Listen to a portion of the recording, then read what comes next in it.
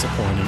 And much like Psycho 3 the movie, I'd say the opening is one of the best parts of that movie, and the rest of it doesn't live up to it. That's she like throws herself off the top of that building, right? The church? That's right, the nun. yes. Yeah, the nun kills herself. And I worked at an archive where that actress was a part of the founding family, and her records were in the archive.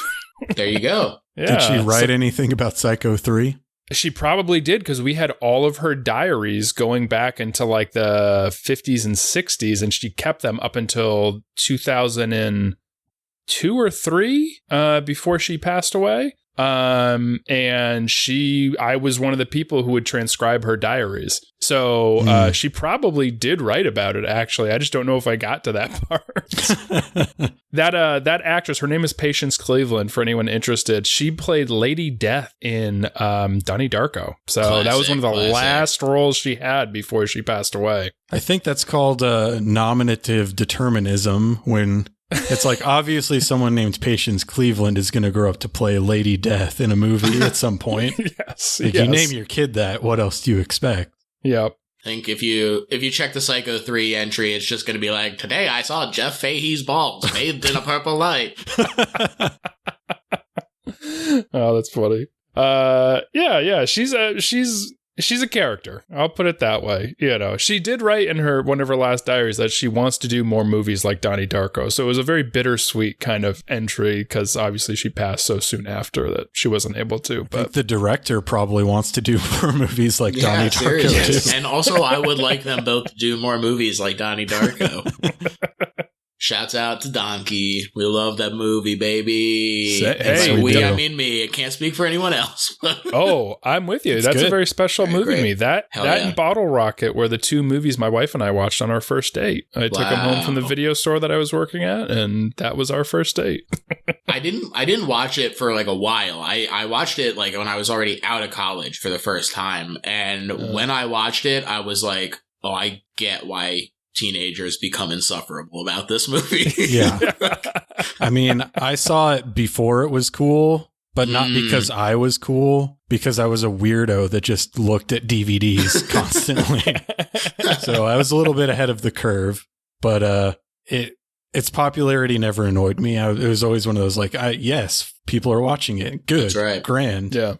One of the best true to life how teenagers actually speak movies, in my opinion. There's a line in it where like Jake Gyllenhaal's friend is like, he offers him a cigarette and he's like, some good shit, huh?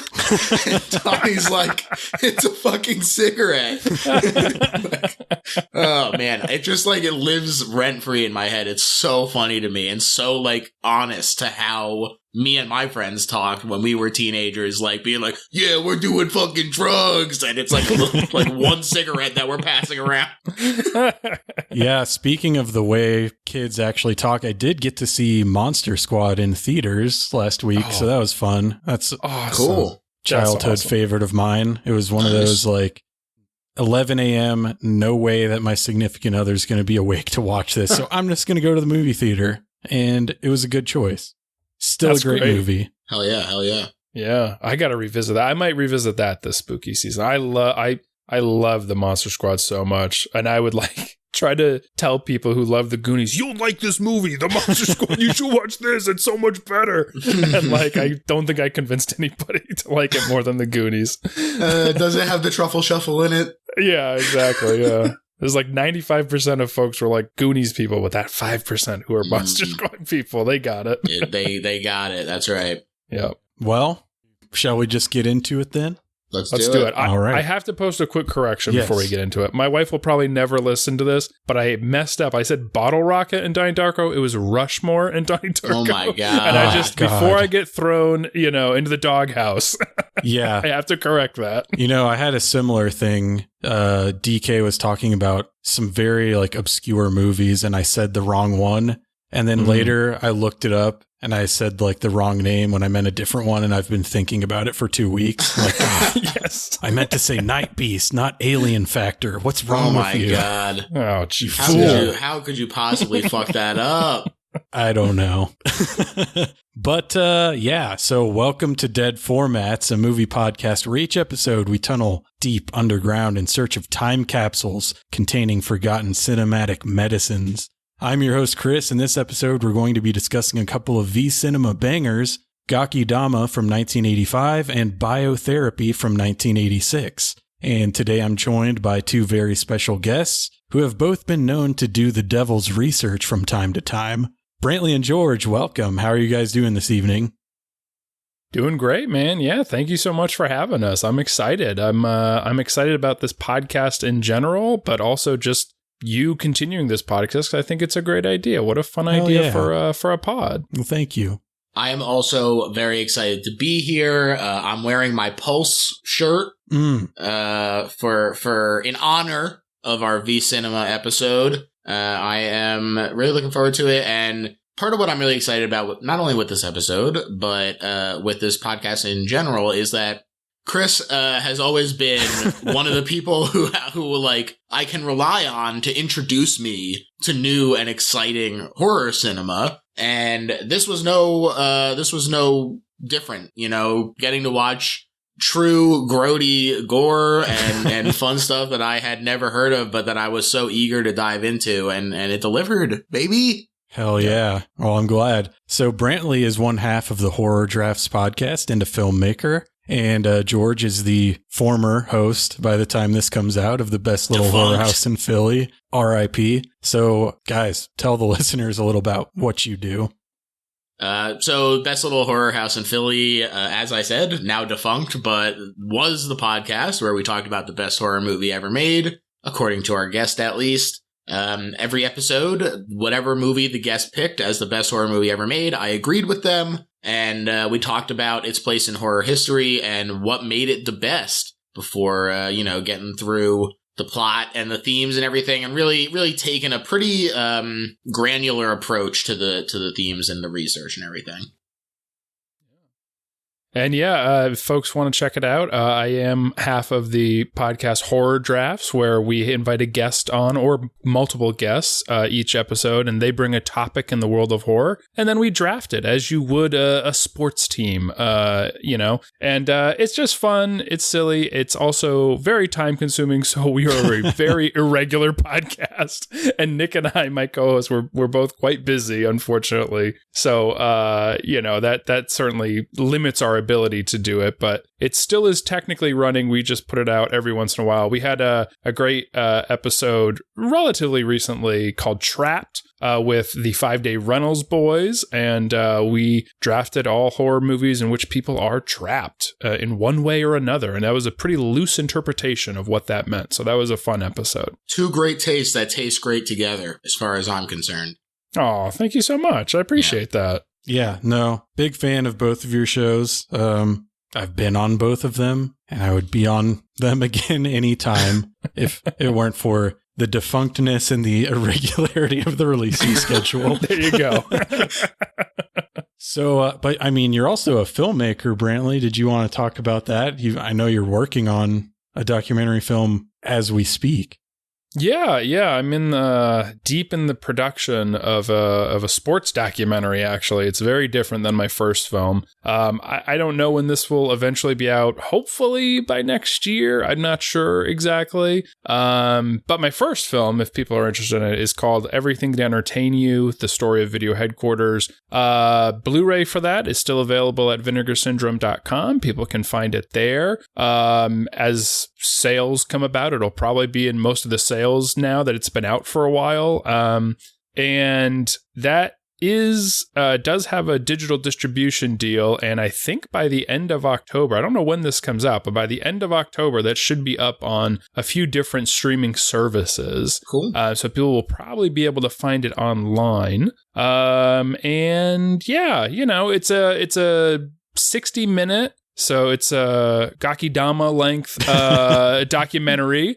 about what was a very amazing video store in New Hampshire, but also specifically its owner, and I think the thing that's resonated with a lot of people, if they have no history with Video Headquarters was that it digs into a lot of the ways that independent video stores survived, like kind of the behind the scenes business stuff of it, from buying groups and pooling resources together to, the trade shows that were available to, both independent video stores and everyone else. So there's a lot of fun kind of stuff in it, even if you didn't know VHQ as a individual store. Really great documentary, and I definitely encourage people to check it out. But what I'm really interested in is this new usage of Gakidama as a yardstick for the length of movies. Oh, how long was that? Oh my god, dude, it was 2.5 Gakidama. It's way too long. Or it was 2 biotherapies. It was kind of short. Yeah, there you go. Seriously, yeah. So as we are alluding to, direct to video is the dead format of the day. And not just that, but a very specific kind of direct-to-video called V-Cinema. And not just that, but a very specific type of V-Cinema. And I brought these two on here because it's sort of a sub genre that isn't too well known. And I figured that given both of your backgrounds as people who are used to doing massive amounts of research on things, you'd probably both be open to learning about some horror films that you may have not heard about before. So were either of you familiar with V-Cinema prior to this? For me, it was, it's the kind of thing where it's like I have a familiarity with like the time period, but if you were like, was this distributed on film or was it direct to video? Like I probably wouldn't be able to necessarily pick every single one, but there also are definitely like hallmarks, whether it's just visual or otherwise, of like things to look for. And so when I was thinking about what movies I might have seen, and even ones that I knew were like more direct to video. Kiyoshi Kurosawa I'm a big fan of his movies. I fell in love with Cure and basically did a deeper dive. And some of the weirder stuff like Charisma and Seance, like these are weird TV movies that are, I feel like it feels like they don't necessarily need to be quite as broad reaching, they can come out and be about the push and pull surrounding a tree named Charisma and people trying to tear it down versus keep it up. Or Seance, like a couple finds a kidnapped girl and they're like, we're gonna get famous pretending to psychically find her. And then when they put her back in the kidnapped spot, she dies. and like, it's very Coen Brothers-y. And the only thing that feels made for TV is like, it's a little more reserved. And so it's like, things like that. I couldn't differentiate it from his more cinematic stuff necessarily in terms of the content. But when someone tells me like, oh, that technically falls into this subgenre where like, oh, it was made for TV and that's why it looks the way it does become a little bit more like of an understandable thing. Oh, I get why it looks this way now. Yeah. I've seen The Ring and The Ring 2 and Dark Water and like, it's like, well, I don't know, is Dark Water, did that have a cinematic release? Like, I don't even know. I forgot to look it up when I wrote that down, but just things like that. I've Tetsuo, like I think is technically V-Cinema, maybe that might have gotten a theatrical release, surprisingly. Well, see, there we go, right? So for me, it really is like I am just kind of throwing darts, but have seen a lot of the stuff around it, even if I haven't seen a lot of it specifically. Right. Brantley, how about you? Yeah, I mean, so here's what I'll say. I was not as experienced with the genre or subgenre as George or you were, but I at least knew of it because it was one of the topics I believe you threw out when we were discussing you coming on Horror Drafts. However, both Nick and I being very inexperienced with it, we went with, I believe, obscure slashers instead. Yes, we did. Which I think actually still allowed you to bring in some, Japanese horror. Although I don't recall. I think you did bring in some V-Cinema to that, didn't you? Evil Dead Trap was one of the ones I picked. I don't remember if that one is technically a direct-to-video or not. Okay, gotcha. To George's point. Yeah. So I was at least aware of it, but I would say I had very little experience with it. A lot of the Japanese horror I watched was more that like classic J horror stuff like The Ring and Ju-on or Ring-Yu, I should say, and Ju-on, that kind of stuff. So yeah, I really had very little experience with it. Wow. Good. I'm glad that I could introduce it to you in such a fashion. I mean, but as it relates to direct-to-video more broadly, I mean, not just specifically Japanese stuff. I know, like, is there any favorites? You know, that's kind of, we sort of grew up in a time where that was the thing, you know, all of the horror franchises would eventually make their way to just being released to video. And I mean, Brantley, you worked at a video store, so I'm wondering if there's any of those titles from that time that really stick out to you. Oh man, that's a good question. Mine's not horror. You go ahead, George. Yeah, you chime in with yours. Mine is Lion King 1.5. Oh wow. First of all, big Lion King fan. When I was growing up, I had to have 3 copies of it on VHS because it was worn out in a different spot on each copy.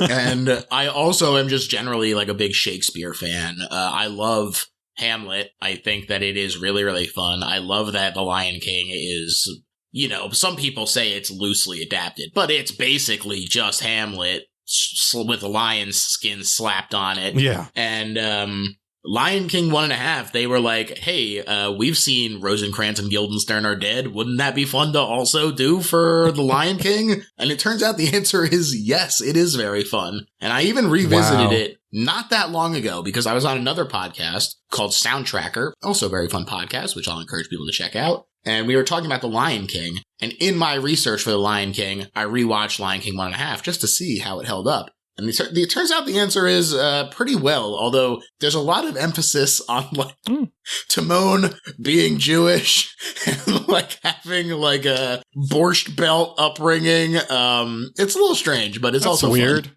Yeah. Interesting. I mean, for me, it's interesting because it's like, I mean, back then, like, it feels like going straight to video was like a real sign of like a downgrade in quality, right? Like nowadays, like, what is straight to? I mean, is that straight to streaming? Is that like the core, you know, the correlation now? And it's like, who knows what that even means? But like, I mean, I remember watching a ton of like schlocky action movies that were like straight to video, although many of them I probably don't remember the names of.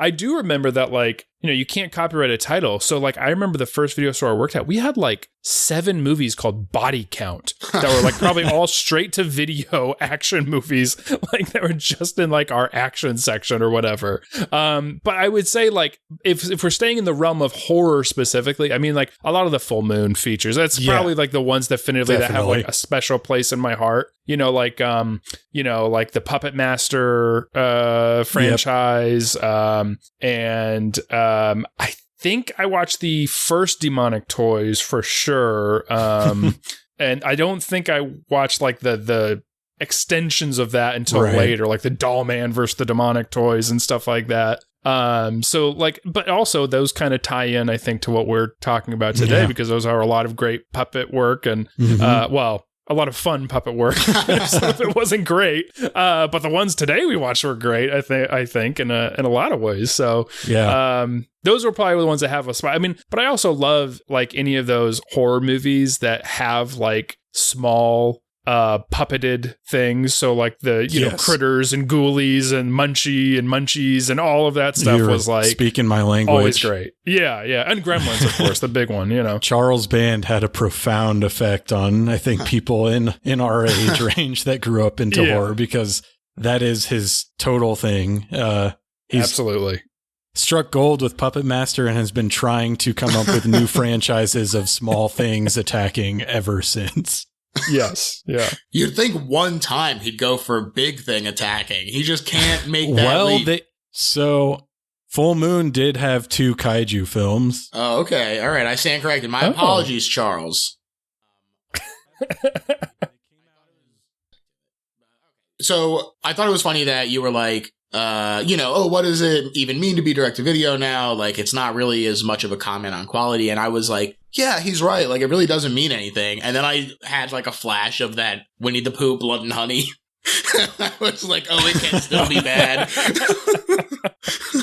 Yeah, sure. I mean, that's the nature of like art though. And in movies, especially, it's like, I mean, theatrical movies can be garbage, like the home video ones now or straight to streaming. Sure. It's like, it's such a crapshoot. I mean, it really just is more about circumventing the like gatekeeper threshold of studios deciding what gets to be seen by the masses or not. And in that way, I certainly love it for that. Yeah. Yeah. Curse you, studio gatekeepers. Yeah.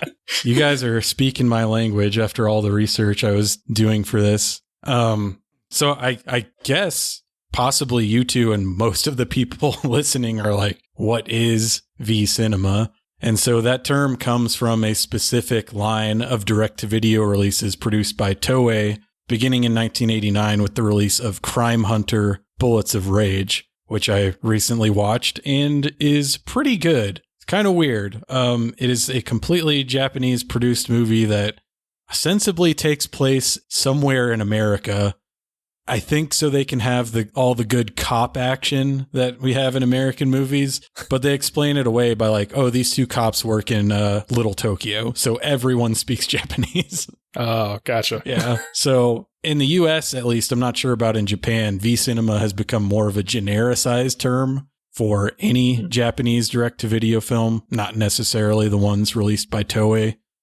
And as we were talking about,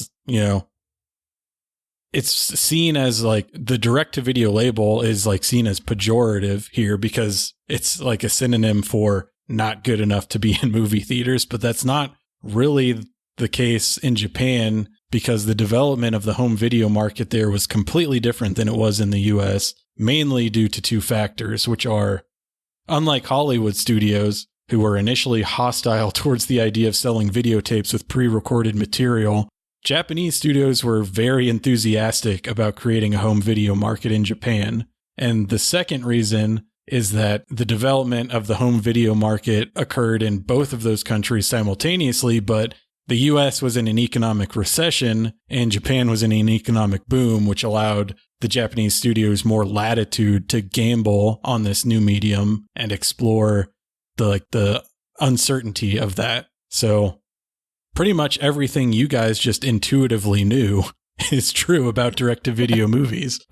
You can feel it. You can feel it in the bones of the movies that we watched. Yeah. And even though like the Japanese studios were totally behind this, it still did take them a while to fully form that direct-to-video production market, owing to what is referred to as the Age of Confusion, the period of time from roughly 1981 to 1989, during which there was, to quote Jonathan Clements from his 2013 book Anime: A History, there was no clear consensus among producers and investors as to how video might best be exploited commercially, leading to chaotic experiments in content. Gakidama and Biotherapy are two such chaotic experiments in content. But also at this time is when you start seeing like those really strange OVAs and Pinku films. And God, there's just so much I could go into on this, but I really had to edit myself a bit. That's a familiar feeling. There's someone I follow on Letterboxd who is like going through every Pinku movie, and not possible.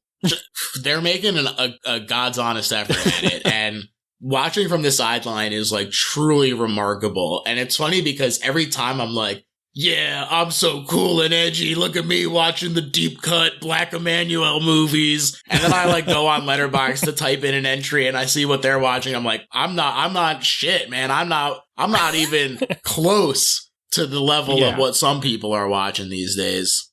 Oh, that's great. I mean, I wonder too, like, I mean, so much of this stuff is great. I love people exploring and getting to like go down all these deep rabbit holes, but part of me is just like, who has the time? Right? So like more power to these folks if they've got the time to do it. Like I kind of wish, like I feel like the time I was the most like into that sort of exploration was like teens into like early 20s, which of course coincides to the time I'm in like high school and college. And even though I was working, I still have like the most free time to kind of put all my efforts towards like exploring cinema and all these different avenues and things like that. I kind of wish I still had that much time. I think that would be great to, have more time to explore. But one thing I just thought was kind of interesting that you had sort of touched on before, and then I think that perhaps you will appreciate, both of you, due to your interest in archiving as well, in that part of what I find interesting about not being able to necessarily tell which is V Cinema versus which is not, what had a theatrical release and what didn't,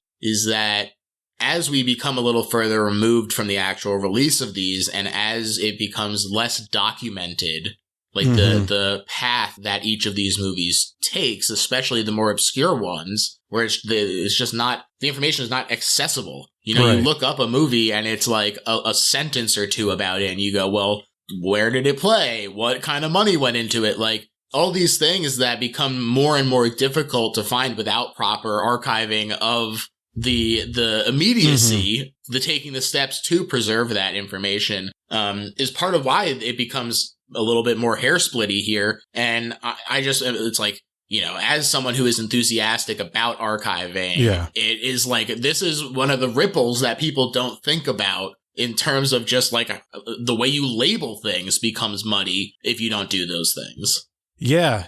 No, I'm definitely very into archiving things. I mean, I'm looking over at so many videotapes that are not even on IMDb that need to be archived. This is shocking to me, Chris. I didn't know this about you. And it's a massive task. And with this little subgenre in particular, it's a community that I'm somewhat active in, but there's just so many roadblocks to ever getting any of this in front of a wider audience. Like, not only is there a huge language barrier because I don't speak Japanese, so any research I do on this is filtered through that. I mean, I took 2 Japanese classes in college, so I know about as much as like a 3-year-old, maybe.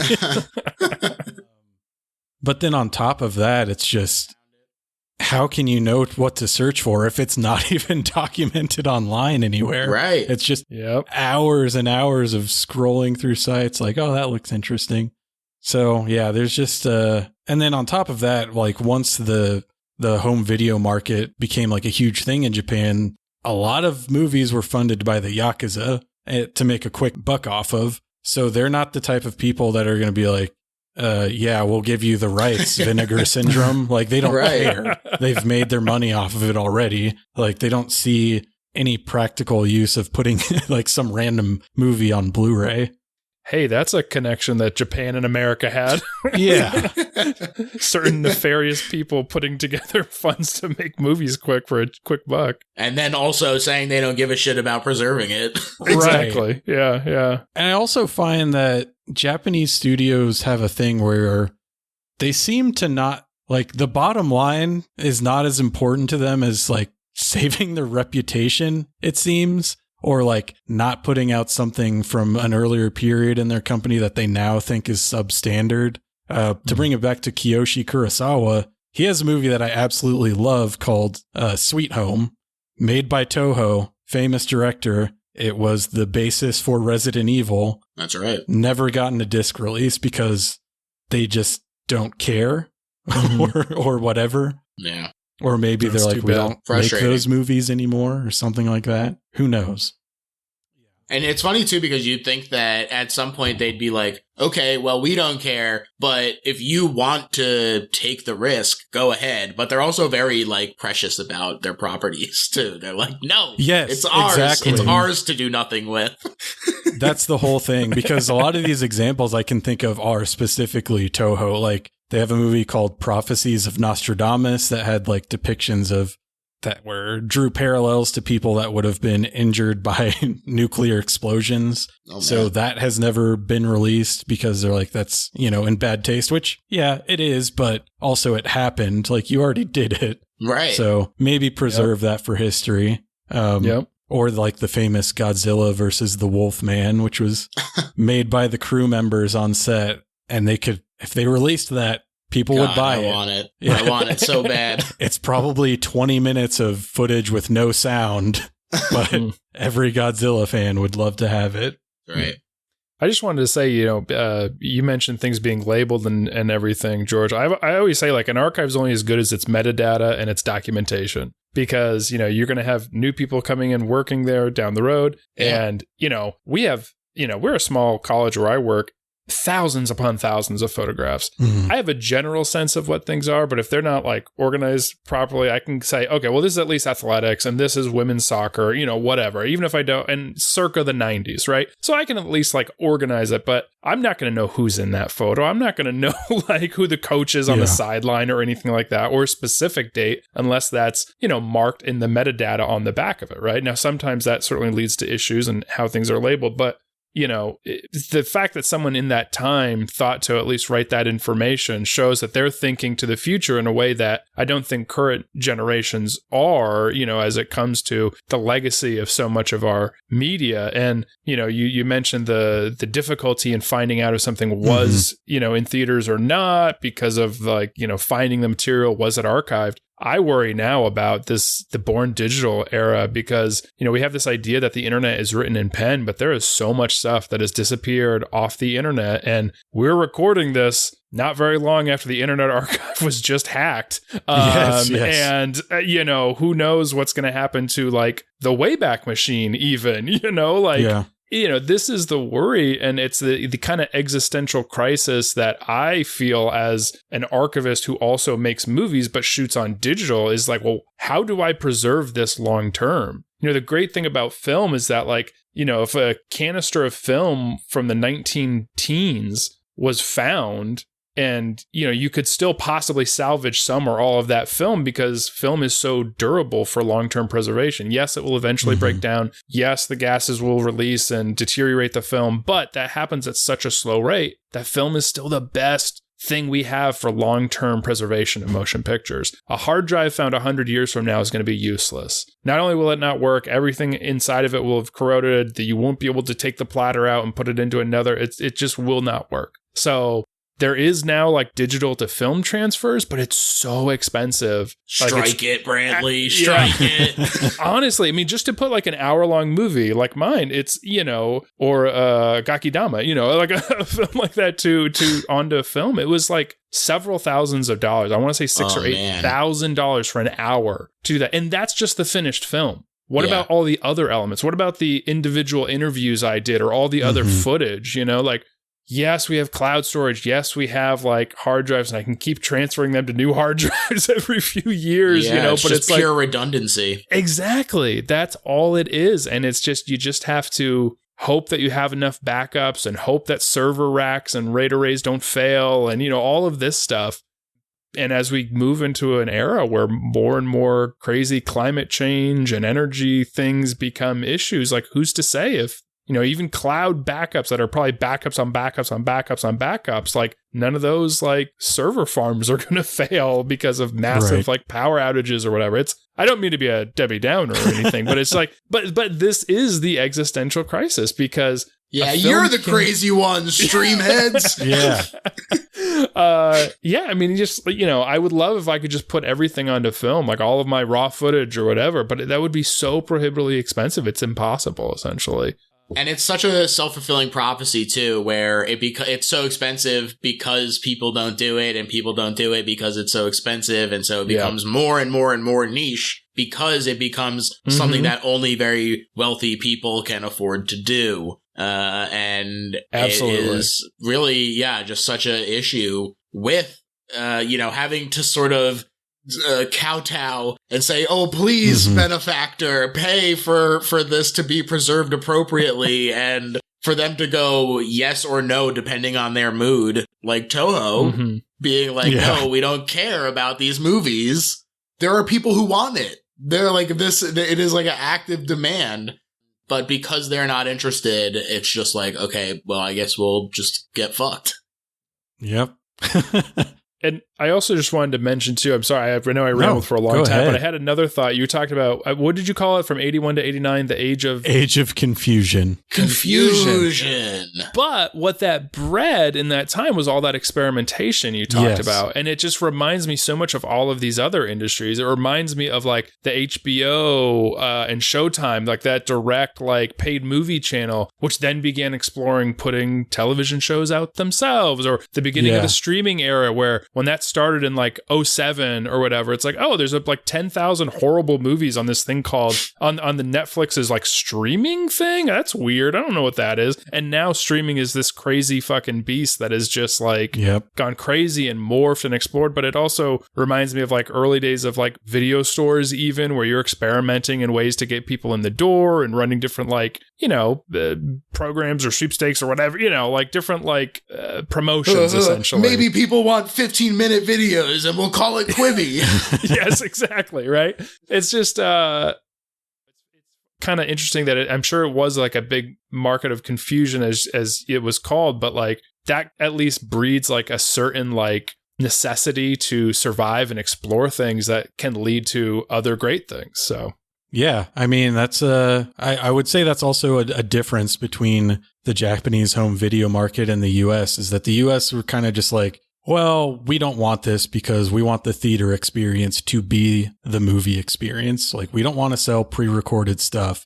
So by the time the first deal was struck between Magnetic Video and 20th Century Fox to do that, like, Toho started their video division in 1969 before like anyone have really had video machines in their house. I mean, maybe the U-matic existed then, but that would have been like extremely expensive. Like Me-matic?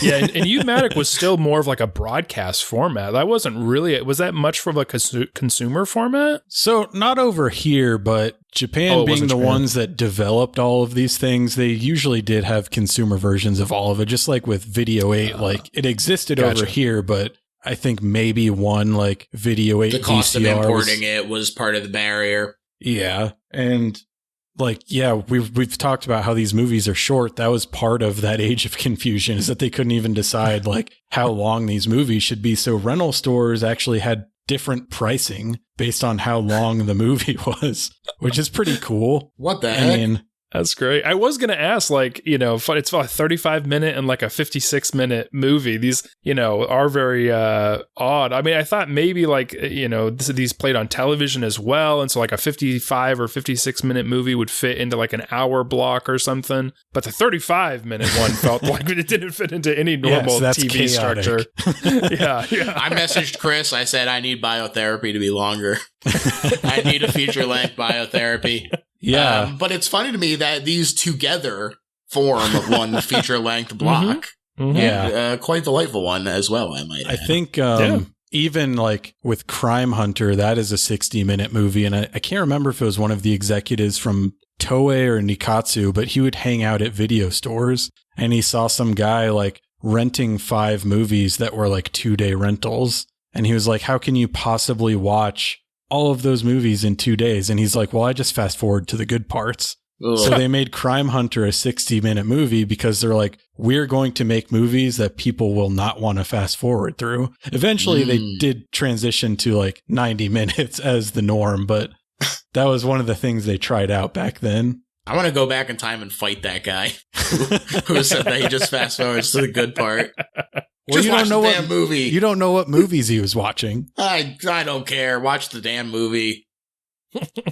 Yeah, so like I said, I mean, I could go on about this a lot, but if anyone is interested to learn more about the whole Japanese home video market, and there's also like a good amount about the American home video market, just to provide some contrast, but you should definitely check out V Cinema, Canons of Japanese Film and the Challenge of Video by Tom Mess, and The Role of Genre in Film from Japan, Transformations, 1960s to the 2000s by Alexander Zalton. Those are the 2 sources that are written in English. So if you want to learn more, you don't have a choice. If you don't speak Japanese. I may have also read part of that, The Role of Genre in Japan. They're both very good. And to go back to something you were talking about earlier, a lot of what Tom Mez begins his these are both doctoral dissertations. I think Tom might even be the commentary guy on a lot of the Shinya Tsukamoto stuff for Arrow. He probably is. One of the things he begins his dissertation with is just talking about that gatekeeping process and like, how do we form canons? And like, it's always seen through a Western lens when like direct-to-video stuff is very important to Japan. I mean, Takashi Miike did like 24 direct-to-video movies before Audition. And so it's something that it's completely different there because here you wouldn't traditionally make a leap. Like Cynthia Rothrock was not going to be in like big budget Hollywood films, but that's not the case there. A lot of famous actors and directors and people below the line started out in V cinema. Hell yeah. Nice. Love that upward mobility. Yeah. So Gakidama was released in 1985 by Toshiba, of all companies to do it. Nice. I actually have here Gakidama on VHS. Wow. Hell yeah. Betamax. Whoa. Nice. Laserdisc. Whoa. Oh, shit. And I actually have the DVD of it, which is what you guys watched. And I was a fan of this movie for a couple years before I even knew that there was a DVD, because that typically is not the case with these sorts of movies. And also, to my surprise, it has a making of featurette on it, which is I couldn't believe it. It blew my mind. And it was great. It was so awesome. Yeah. It was so funny because while I was watching it, I was like, this is so much more valuable to me to see how a low budget movie is making it work. Yeah. Than to see like a big budget making of where it's just the cast fawning over each other and saying, oh, it was so wonderful to work with these people. It is really great. Although I also did have to laugh. There was some stuff that was like, the fog is created by a fog machine. So on that note, I will say that neither the DVD version of this nor the making of featurette were available online anywhere before I bought this. I actually subtitled that making of featurette because it does not come with English subtitles. So they are AI generated subtitles, which would, and I was pretty lazy about it. I just threw it in there and didn't edit it. So that would probably account for the fog is made by the fog machine. There we go. All right. They're off the hook. Yeah, I mean, not a whole lot of like speaking in that anyway. Yeah, you know? for sure. It's more about watching the special effects happen. And also, what the listener didn't see is that Chris took all of those formats out of each other like a Matryoshka doll. Yeah. Mm-hmm. It was impressive, especially how you got the Laserdisc inside the Betamax. I know. That was the shocking. biggest challenge. Really shocking to watch. Yeah. I'm actually shocked it's on all those formats. Well, I think being Toshiba, you know, they were an established company. They have that, but also like, and they use it as a showcase for their, they're like every video player goes out with a copy of Gakidama. You walk into the Toshiba flagship store and it's just on 20 CRTs on the wall. Yeah, that's right. Amazing. It's the thing that sells the platform like Wii Sports did for the Wii. Yeah. There you go. But now here, ahead. Sorry, I was going to ask, is that a Toshiba television they blow up in the movie? I didn't check that. Wow. I'm sure it isn't. Could go either way. We're going to put a Sony in there. Sony's blow up if you throw a puppet at it. Yeah. You're right. They probably put a competitor in there that's, even though it's turned off, it'll explode if you throw a cool at it. Yeah. Yeah. But to your point, Brantley, like, it actually is not, like, Laserdisc was far more popular in Japan than it ever was here. So it's not uncommon for things to solely have been released on Laserdisc. Mm-hmm. Also, I have to say that Toshiba is the fool because if I throw a Gakidama at a TV, I want it to explode. So I'm going to go shopping with their competitors now. Fair enough. This was directed by Masayoshi Tsukida, who only directed one other film, which was actually just a single segment in an anthology film. But he is a pretty well-known photographer. I don't know if either of you looked this up, but he did a lot of work with David Bowie. He is the one that took the picture that's on the front of the Heroes album of David Bowie holding his hands up like this. So nice. The cast, not really anyone you would be familiar with. It's interesting. Both of these films have a thing where everyone in the cast was either only in this or they were in like 50 other things, but still somehow Gakidama is like the most popular thing on Letterboxd that they've been in. It's funny to me that you say that, and now connecting that with you saying that, like, oh, you know, it's machine generated translation of the text and everything, and there's a point early on in the making of in the like press conference section where he's like, the cast is really attractive, so I think it's going to go really well. And I like wonder if that is a mistranslation or if he was just like, yeah, you don't know anyone, but they're all fucking hot, so you're going to love this movie. Oh, that's a good point. Yeah, I was thinking it was like we got these young, hot, up and coming ones, and then it's like, you see so many American actors who start in like a horror movie when they're younger, right, and then they're like an A-list actor later. Brad Pitt in like Cutting Class or something like that. This is our Jennifer Aniston. Exactly. Yeah. So I mentioned this to George like a couple months back when we did an episode of his show, but I did really consider doing this as like a best little horror house in Philly episode because I love it. I just felt that there wasn't enough meat on the bone, which we'll get into, but that was the impetus for me translating this making of feature. And immediately I just loved the image of the director holding a press conference next to this little puppet and like, we're going to show the world what we can do. That's right. And they did.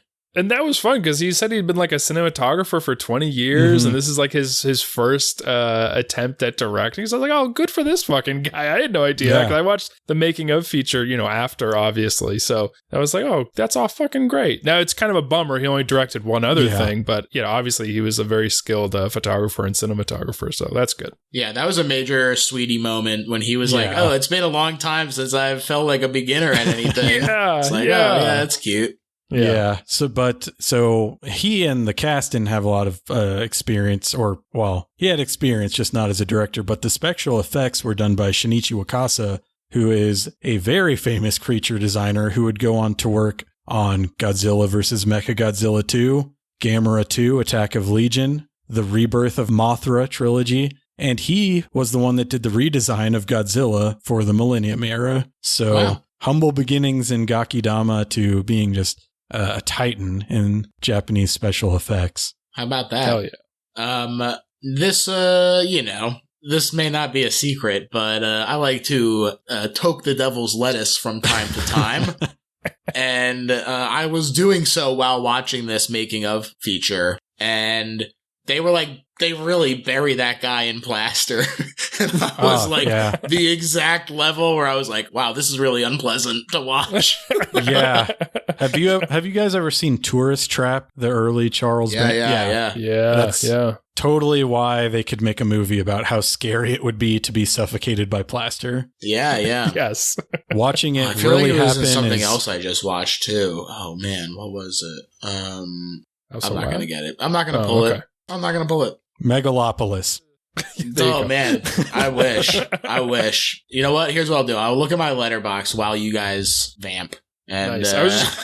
I was going to say that I loved his segment of it too, when he was like, not just talking about the effects they did, but was being like, I think we have the best department on this film, but like not in like a shitting on anyone way. It was a very sweet way because of how much work they did and all these different appliances and things that they created for this, and I love that. I mean, obviously it's a mid-'80s film. It's all practical. And so, mostly practical. I mean, so you can see the seams here or there, but to me, that just adds to the charm. Like, I love watching a movie from this era where it's practical. Some things look great. Some, maybe not the best, but like, who cares? That's people working hard to make that effect happen. And that's just, it's so fun. I love those aspects. I believe the movie that I was thinking of is Maxine. The third of the Ty West trilogy. Haven't seen it. I don't recommend it, so don't waste your time going looking for that segment. I haven't seen it yet either, but most people I've heard are not fans of it either, unfortunately. I do, however, agree with you completely that I love to see the seams. One of my favorite movies, not just within kaiju movies, but in general, is Gamera vs. Giron. And it is because it is, to me, the platonic ideal of movie that is still very fun and good while also being very visibly practical effects and miniatures and totally visible that it is people making a thing. God, I just love it so much. And I think that it is such, like, that to me is movie magic. That's what people are talking about, is like seeing that it's happening and then suspending your disbelief anyway. Yep. Is more interesting and exciting to me than watching something a little bit fantastical but CGI. I mean, like, that, I need it to be completely real. So in short, 100%. You just think they're neat. I just think they're neat. I do. I really do. Me and Marge, 2 peas in a pod. Yeah. So this was, it's actually based on a short story by Baku Yume Makara. I also have that, but it's only in Japanese, so I didn't have time to read it. What little I read, it seemed like this is a pretty faithful adaptation. But to get into the plot of this, the film begins with 2 men, Mr. Morioka and Kitayan, riding a train into the forest. One asks, "Hey, do you think it will appear? The Hitodama, in parentheses, will-o-wisp." So, Love that. right off the bat, this one is a bit confusing if you are unfamiliar with Japanese folklore, which goes for most of us. But basically, Hitodama are balls of fire. I actually do know this, but go ahead and explain it to Brantley. Yeah. For Brantley's benefit, Hitodama are balls of fire that are the souls of the dead, and in some traditions are said to appear before a child is born, which may be important later. ... But I think this opening scene is like, it's very representative of something I find about a lot of these Age of Confusion v cinema films, where there's like almost an impenetrable quality to them.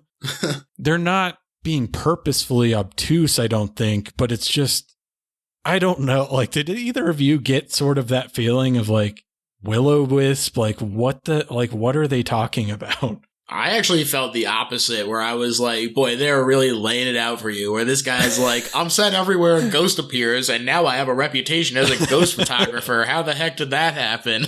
And it's like, I bet I can fucking figure it out, my man. Yeah, I'm more with George on that. I was like, oh, this is like a fun little setup. Okay, it's exposition-y here, but okay, they're really laying it on so we understand what's going on. Okay. Now, I did not know all that backstory, so that's actually really cool to know that sort of like mythology about it. And I told you. Yeah, and why it ties into certain other aspects of the story.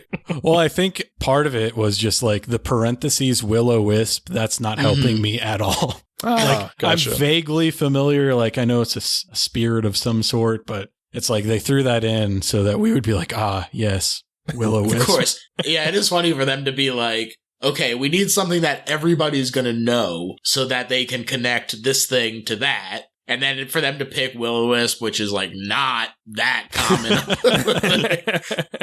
Yes. So like you guys said, through their conversation, we figure out that Kitayan is a ghost photographer. Morioka is a writer about ghosts. And while they're on this train, they see a mysterious man in black who is wearing a black leather mask covering his mouth. Boy, if I could remember the name of that video game series with the ghost photographer, I bet I could make a really sweet reference right now. Was it Fatal Frame? Yes, Fatal Frame. So they're on the train because they're doing a story on a young couple that claims to have seen a Hitodama, will-o-wisp, in the woods. They set up a trap for the Hitodama by hanging meat from the trees in the forest. Later that night, Kitayan awakes, and wouldn't you know it, there's a dang Hitodama floating around the forest, desiccating globs of meat. So this is a showcase effect in the making of. Yeah. Oh, you got to show how they deflated that meat. Yes. That's right. And George, you had sent me a message that was saying that this movie is very gross. Whenever we get to that point, please let me know, because it could be 10 different points in this movie. It wasn't quite this, but I will definitely keep you in the loop. There's a moment where it happens and I go, okay, this is a successful movie now from this point going forward. I am grossed out. Morioka goes into the woods after the Hitodama, which unbeknownst to him transforms into a worm, lands on his shoulder, and crawls into his ear. Hell you yeah. know. That's classic will-o-the-wisp behavior, baby. Tales all this time. You got to watch out for that earworm. It looks so good. It does. It's a great practical effect. And then seeing how they did it in the making of, and like, I never would have guessed that they had two huge armatures. Like, exactly. they were bigger than the worm itself. Yeah, but positioned perfectly so you don't see them or anything. It's just like, this is like classic fucking practical effects movie making. It's awesome. Yeah, it was great. I love that the description of the process for basically every effect was like, we shrank some rubber. that was how they made everything happen, and it works. Yep. That's how you did it back then. So just as Morioka's ear is impregnated by the worm, they see the mysterious man in black standing forebodingly in the woods, but he quickly disappears into the night. Back in the city, Morioka is at home eating dinner with his wife, Michiko, and he seems to have developed an insatiable appetite. Yeah, I forget exactly what his line is, but his wife is like, "Oh, you can just eat as much as you want and not put on any weight." He says, "I have that kind of constitution." Exactly, and I was just like, off. I wish I had that kind of constitution, baby. It's such a weird interaction. Yeah. Because you're like, is this fucking with his brain, or is this just like their normal relationship? For her to be like, here's a compliment. And he's like, yes, that's This one true. has some choice lines, but I think Biotherapy has some really choice lines in it. Sure, yeah. Mm-hmm. So he goes to blow his nose, and Michiko sees a worm quickly dart out and back into his nostril. She lets out a gasp, but doesn't say anything about it, as you do. She thought she was making it up. I'm imagining things. But also, what a fun photography thing where like they show like her hands coming, like the POV of her hands coming out of her face and coming out of darkness back into it. I'm like, oh, like there was a lot of care put into this movie, I think is what I'm saying. And you could really tell it was made by a seasoned cinematographer, because I think a lesser director or someone who didn't have that background wouldn't have thought of some of these shots. And I thought that was just like a real nice touch when I watched it, and then seeing the making of and seeing he had that background, I was like, oh, that's why. Yeah. He wanted that in there. So I thought that was fun. Yeah, especially something we'll talk about later involving a fish tank. I'm like, this movie has no right to look that good. Exactly, yeah. Later that night, Morioka awakens from his slumber to raid the fridge. He's eating noodles, ham, lettuce, raw meat, the works. Very Jennifer's Body, this fridge scene. Yeah. Mm-hmm. We also get Chekhov's raw octopus tentacles, because they are in the fridge on a plate, and I was like, is he going to eat those? He doesn't, thankfully. But that's the thing, too, is like, you see it, you go, oh yeah, let's fucking go. And then that's the one thing that they don't deliver on, and you go, you dangle this carrot and then you pull it away. That can't be cheap. It had to be their intention that he was going to do that. He probably was just like, no, I'm not doing that. That's funny. Hey, that's why you need old boy up in here. Yeah. Michiko wakes up and finds him chowing down and calls Kitayan to the house to take a look at her freak of a husband, who at this point is passed out in bed with a distended belly. Kitayan is like, you should probably take him to a hospital. Yeah. But much like with the worm in his nose, Michiko just sort of ignores all of the shit going on around her. Yeah, if there's one critique, I guess, that could be leveled against this film, and I can't think of any others beyond this, but her underreaction to her husband's state here is maybe the one criticism I'd accept of this movie. Especially when we just established that he has the constitution where he will not put on any weight. Yeah. And suddenly he's put on 30 pounds. Exactly. Kitayan leaves, and as Michiko enters the bedroom, Morioka begins to convulse and vomit. His mouth splits wide open and he vomits up a damn ghoulie that starts hopping around and crawling up the walls. And we've officially reached the point where I went, that's pretty gross. My man, so here's the thing also, is I did not realize that it was a ghoulie at first blush. When I was watching it and when I messaged Chris at first, I thought he was just throwing up all of his organs. And I was like, that's really fucking intense. It was still very good and fun that it was this larva that grew to be a ghoul in their stomach. Yeah. But it is perhaps not quite as gross as when I thought that it was all of his insides becoming outsides. And again, great practical effects. This whole sequence was awesome. This is like the big set piece to me, is like this throwing up scene. Like that's where their 12 of their $25 went. Yes. Great and good body horror stuff where you see it like under the skin coming up, like the chest and everything, and then out through the mouth with like the kind of splitting and tearing as it's pushing through the mouth and stuff. Good stuff. They also do a Day of the Dead like vocal cord pitch up. Like when Joe Pilato gets his head ripped off, they do one of that. Got it, you bitch. So yeah, it's great. When this guy stands up and his little feet, he's a little hopping around. He is so stinking cute. He looks like the Rancor mixed with Al Jolson from Merry Melodies. I kept waiting for this motherfucker to sing about the Muna and the Juna and the Springa. And there's a moment later on where like the wife is like, he's pretty cute. What if we just don't treat him like a monster? And I was like, I get it. I fucking get it. Mm-hmm. Yeah. I mean, we're talking about Full Moon, Charles Band. My mind just straight ghoulies. Like he's a ghoulie. So after, this ghoulie's crawling up the walls, the mysterious man in black comes into the Morioka household, throws a pillow at the little ghoul and puts it in a cage. He explains to Morioka that the reason he was in the woods that night is because he too heard about the Hitodama, but that Morioka had gotten there before him. He also explains that the Gakidama are like the larvae of ghouls and sometimes appear in mountain areas like that. They possess humans and grow to be ghouls in their stomachs. He takes off his mask to reveal a scar across his face. It seems that he too, at one point, had been the victim of a Gakidama. So he doesn't even have to ask if you want to know how he got those scars. He leaves the Morioka household and notices the Gakidama isn't making any noise. He opens the cage to check the Gakidama. Surprise! It's still alive. It attacks him and runs away. Classic. I love mistake. this. That's a classic fucking bait and switch. I mean, it's really funny. My guy's operating on another level. It's hilarious because this is a 60-minute movie, so the time between that is like 15 seconds. Yeah. He's like, I wonder if it's still alive 15 seconds later. Like, he hasn't given it time to recover from that pillow beating he just gave it.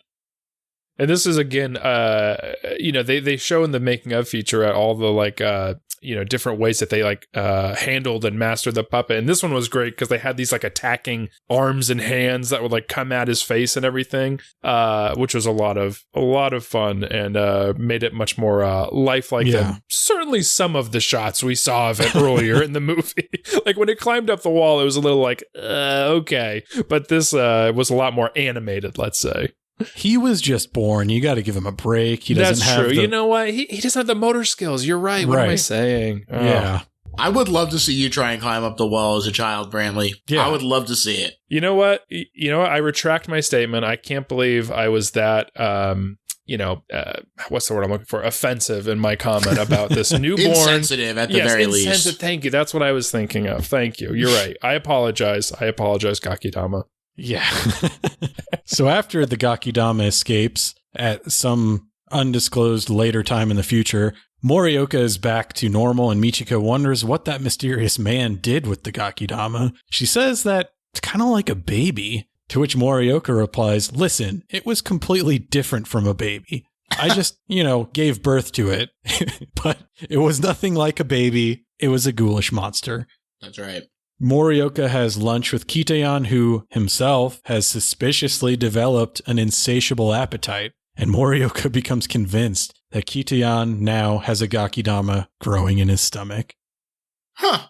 And actually, now that you mention that, really makes you think. Yeah. It does. Much to consider. Mm-hmm. So now, thinking that Kitayan has a Gakidama in his stomach, for reasons that are unclear to us at this moment, but will become very clear to us very shortly, he follows Kitayan to his house, and he's on a stakeout. He's watching Kitayan just carry bags and bags of groceries up flights of stairs to his apartment. But Morioka is joined on his stakeout by the mysterious man in black who comes out of nowhere and says, "You finally found the best dish. Everyone becomes like that. Those who are possessed by ghouls cling to the idea that they want to eat ghouls themselves. This is real starvation. No starving is more luxurious than this." Great line.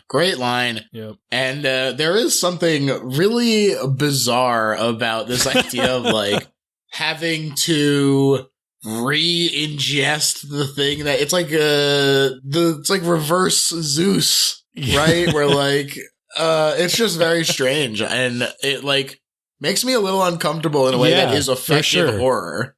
Mm-hmm.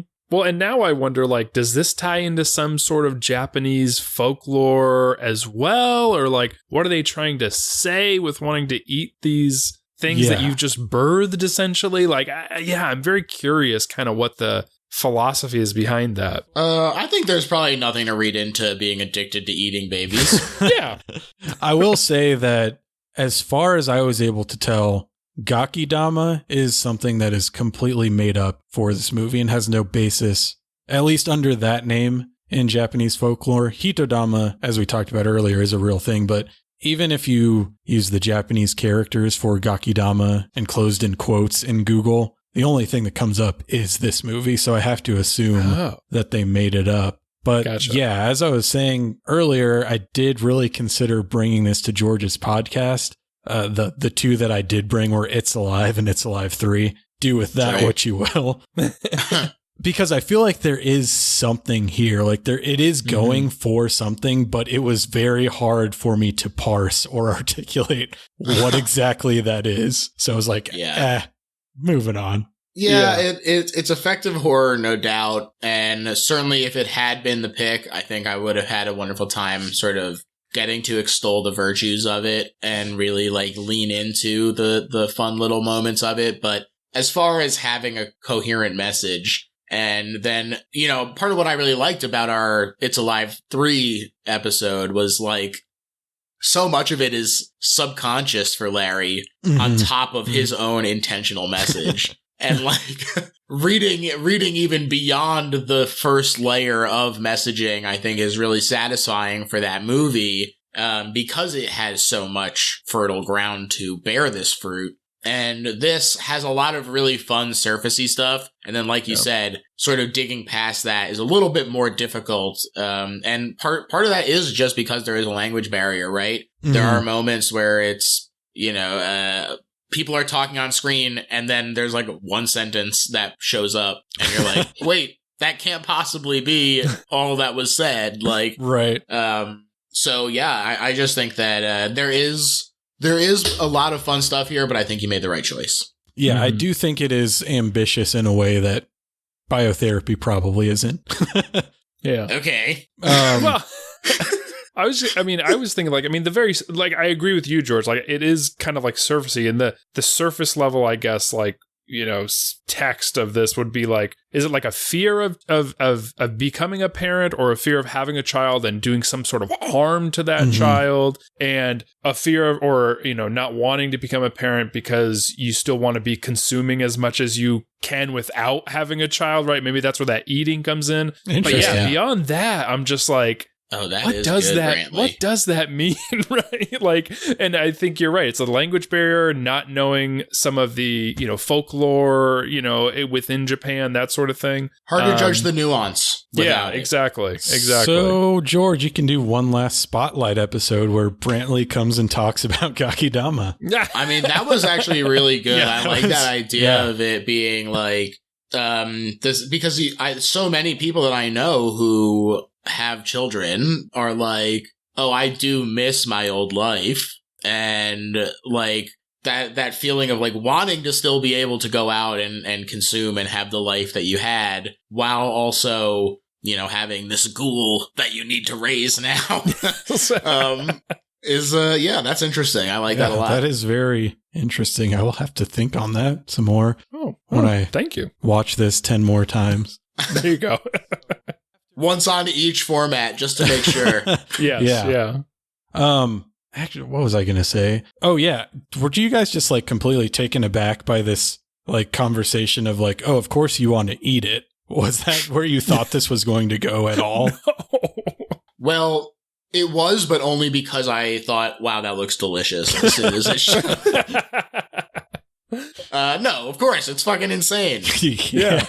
Okay. No, this movie had so many surprises that I think that's part. I mean, besides like the beauty of these like practical effects, it's just like, where the hell is this going? What is this? Like, there was all these like curveballs that I was not expecting, and so it kept me more, I guess, on the edge of my seat and more like, you know, really into it. So yeah, no, this is I loved it. There's a lot to be said about coherence and cohesion, and having a plot that you can easily follow and sort of predict what's going to happen so that you're satisfied when that happens. But there's also something to be said about a movie that is so willing to just disregard those rules that it becomes like, oh, now they're obsessed with eating it. Or, you know, one of my favorite movies is Extro. And there's a moment in it where suddenly a lady is giving birth to a full-grown adult. And we get the reverse of that here. Yeah, exactly. And look, both of these movies, it just shocks me in a way that it's like I did not expect to see that, and it really, I think that there's certainly something to be said for that as well. Yeah. So after this conversation, Morioka says that he'd rather die than eat such a thing, but the mysterious man in black reveals that he just happens to have a Gakidama in a cage, and Morioka has done a 180 on his stance towards eating ghouls. It's so funny. He's like, I would never. Meanwhile, he's fully turned into a cartoon. He's licking his lips and doing a full 360 around him. Yeah. The two men go to the man in black's house where they share a romantic candlelit dinner and eat the ghoul together. It is beautiful. What a cute date. So this is one of those things, like, it is sort of a hallmark of low budget cinema to have these scenes that may as well not be filmed on a set in any way because the lighting is such that the background is just completely black. It's a marker of low budget films, but it is an aesthetic that I really like, and I think it works. I thought they just lived in the void. Yeah. But look, when you're busy spending all your time chasing Gakidamas, you don't give a shit about where you live, right? So the void will do.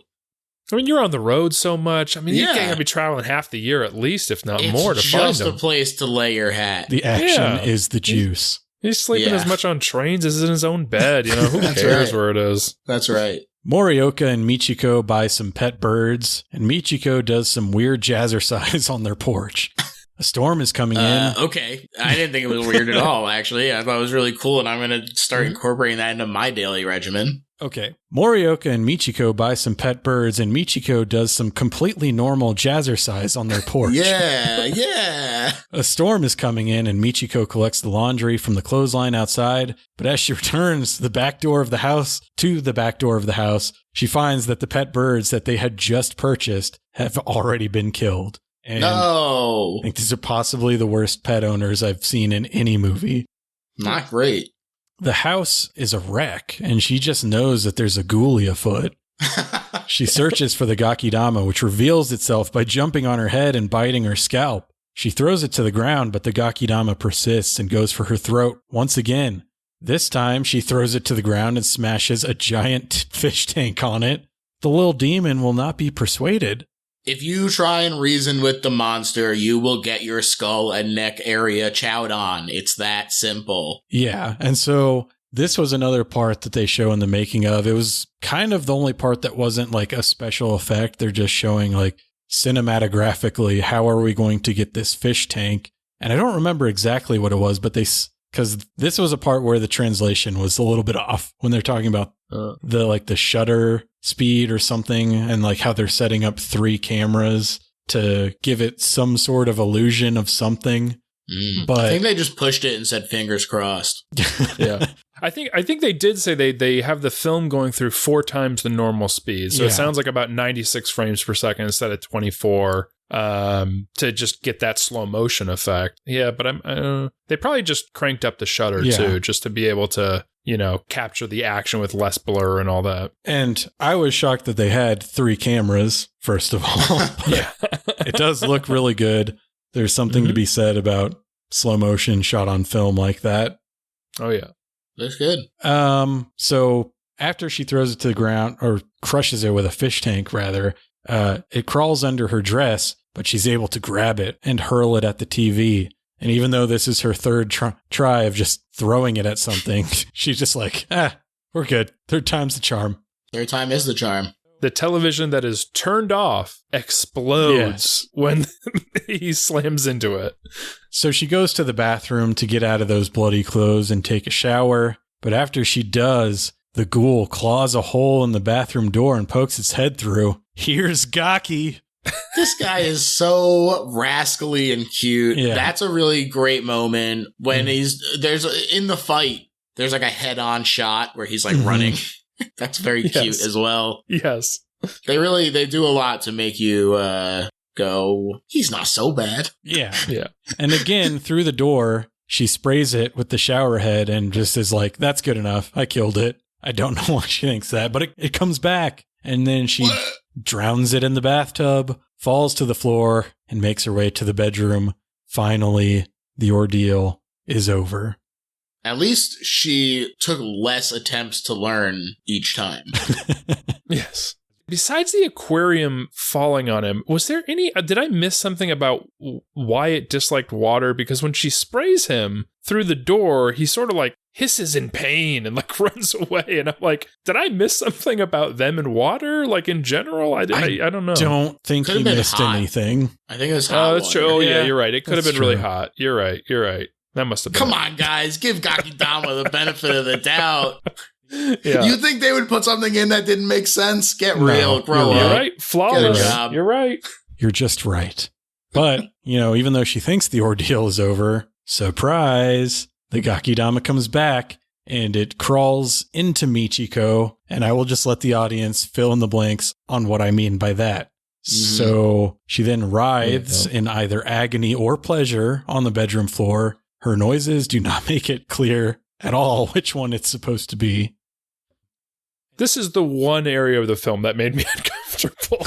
Not just this part where the Gakidama succeeds, but even earlier when she's in the fight and he's under her dress, obviously trying to get there too. It's just sort of like, okay, this is like the imagery of the film that's a little squiggy for me. Yeah. I'm like, I don't know how much. Yeah. This is the one other thing I criticize it for. Let's apply Brantley's theory to this. Now, is this saying that children inherently understand the agony of life and go, I did not ask to be born, and are trying to give the parent what they want and return from whence they came? Maybe, Possible. or perhaps they feel the bitterness, they feel that resentment, and they hold it against the parent and say, yes, I wish I could. Yeah, and they're like, go back to the void. What you wanted was to want a kid, so I will give you that because you will eternally be pregnant with me. Wow. Well, and she definitely does seem to very much want a child, as was discussed in some of their previous conversations where she mentioned she's unable to, and he seemed like the one who was could take it or leave it, wasn't as interested, and so I do wonder if when I don't want to spoil anything, we'll get to the end there, but she seems very content at the end to have this Gakidama inside of her to be pregnant, so to speak.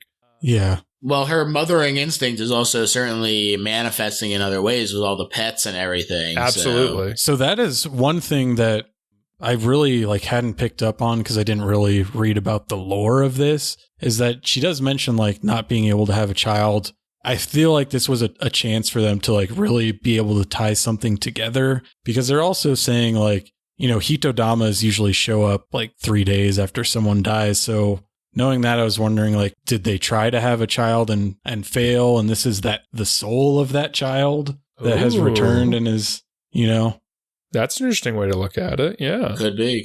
It's all here, people. This is deeper than we thought. This is really getting into it. I'm bringing the podcast back. Let's do it. Oh, I just wanted to say, you're talking about wanting to go back to the womb and everything. Isn't there womb therapy that where you sort of are either wrapped really tight in something or something that's supposed to simulate being back in the womb or something? I've definitely seen that on one of those Netflix dating shows that someone makes me watch. Oh, okay. Sure, Chris. Netflix dating show. Whatever you say, I can't brother. remember the name of it, but I always call it Fuck Island because it's just let's put a Boy Island or no, is that it? No, it's Love Island.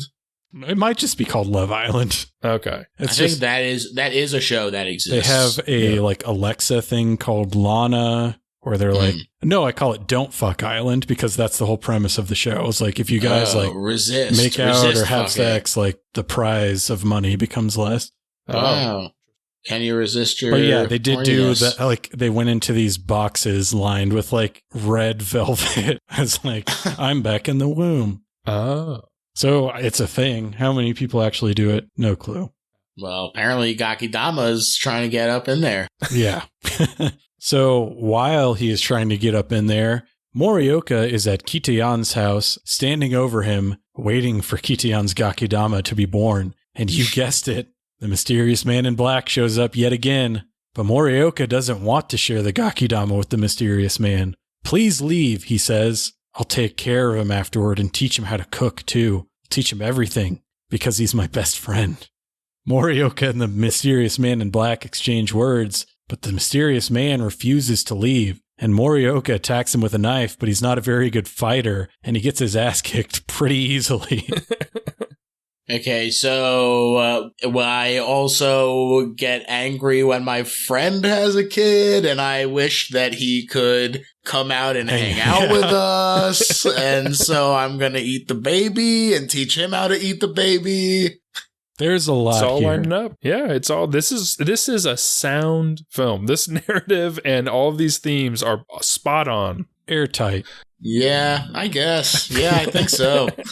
So Morioka returns home to find his living room in absolute ruins. He runs upstairs to check on Michiko. Welcome home, she says. I'm pregnant. She asks Morioka to put his ear to her belly so that he can listen to the baby, but he hears the slurping of a dang Gakidama. Cue some goofy music. Freeze frame on a close-up of the Gakidama's face. Credits. Oh, yeah, dude. Gakidama. Oh, yeah. Great credits. That final song choice was felt a little out of character Very for the odd. rest of the film in that ending. I would have liked a Stand By Me style epilogue about what the Gakidama got up to. Oh, yeah. Frankly. Yeah. That would have been fun. Yeah. Where did he go to college? Did he get deferred Did from he the eat draft? the pie contest and it like had all the fucking stuff that made him sick in it? And, Yeah, who knows, right? Do you see a dead body that he made, perhaps? So, which one of these did you guys watch first? Did you both do Biotherapy first? No, I did I did Gakidama first. Okay, so then George, what was your first reaction to like this whole V cinema thing after watching Gakidama? I guess I was like, it was kind of what I expected in terms of like, certainly felt low budget. You could see that it was, but there was also these moments that sort of punched above their weight class, and you could tell where the budget and sort of value went into. What they felt was important was very visible on screen, I thought. So it felt like a good example, like a good gateway into the genre in that way, because I felt like it was pretty clear in demonstrating what the values of the subgenre were. Interesting. Yeah. Completely agree. And I think this looks really good for a low budget film. Not just like effects wise, but just like the camera work and the shots are really good. And the lighting is really well done. We mentioned that kind of void room, where they have their dinner, but like, the candle light still looks good in there, and then just a lot of beautiful shots and just really well composed, visuals for the film in general. I thought were really well done. Yeah. I mean, to your point, I would say that almost makes this kind of a bad exemplar of the genre, as we'll talk. Like I think it's probably like the quote unquote best by objective measures that I've seen. I feel like it's the closest to a movie, because if you think this is confusing, boy, I really have to defend Biotherapy here. Goodness gracious. I mean, especially like I'm thinking mainly in terms of plot. Like if you think this one is weird, I wouldn't even say Biotherapy is like, that's not even close to how incomprehensible these get. It's so straightforward.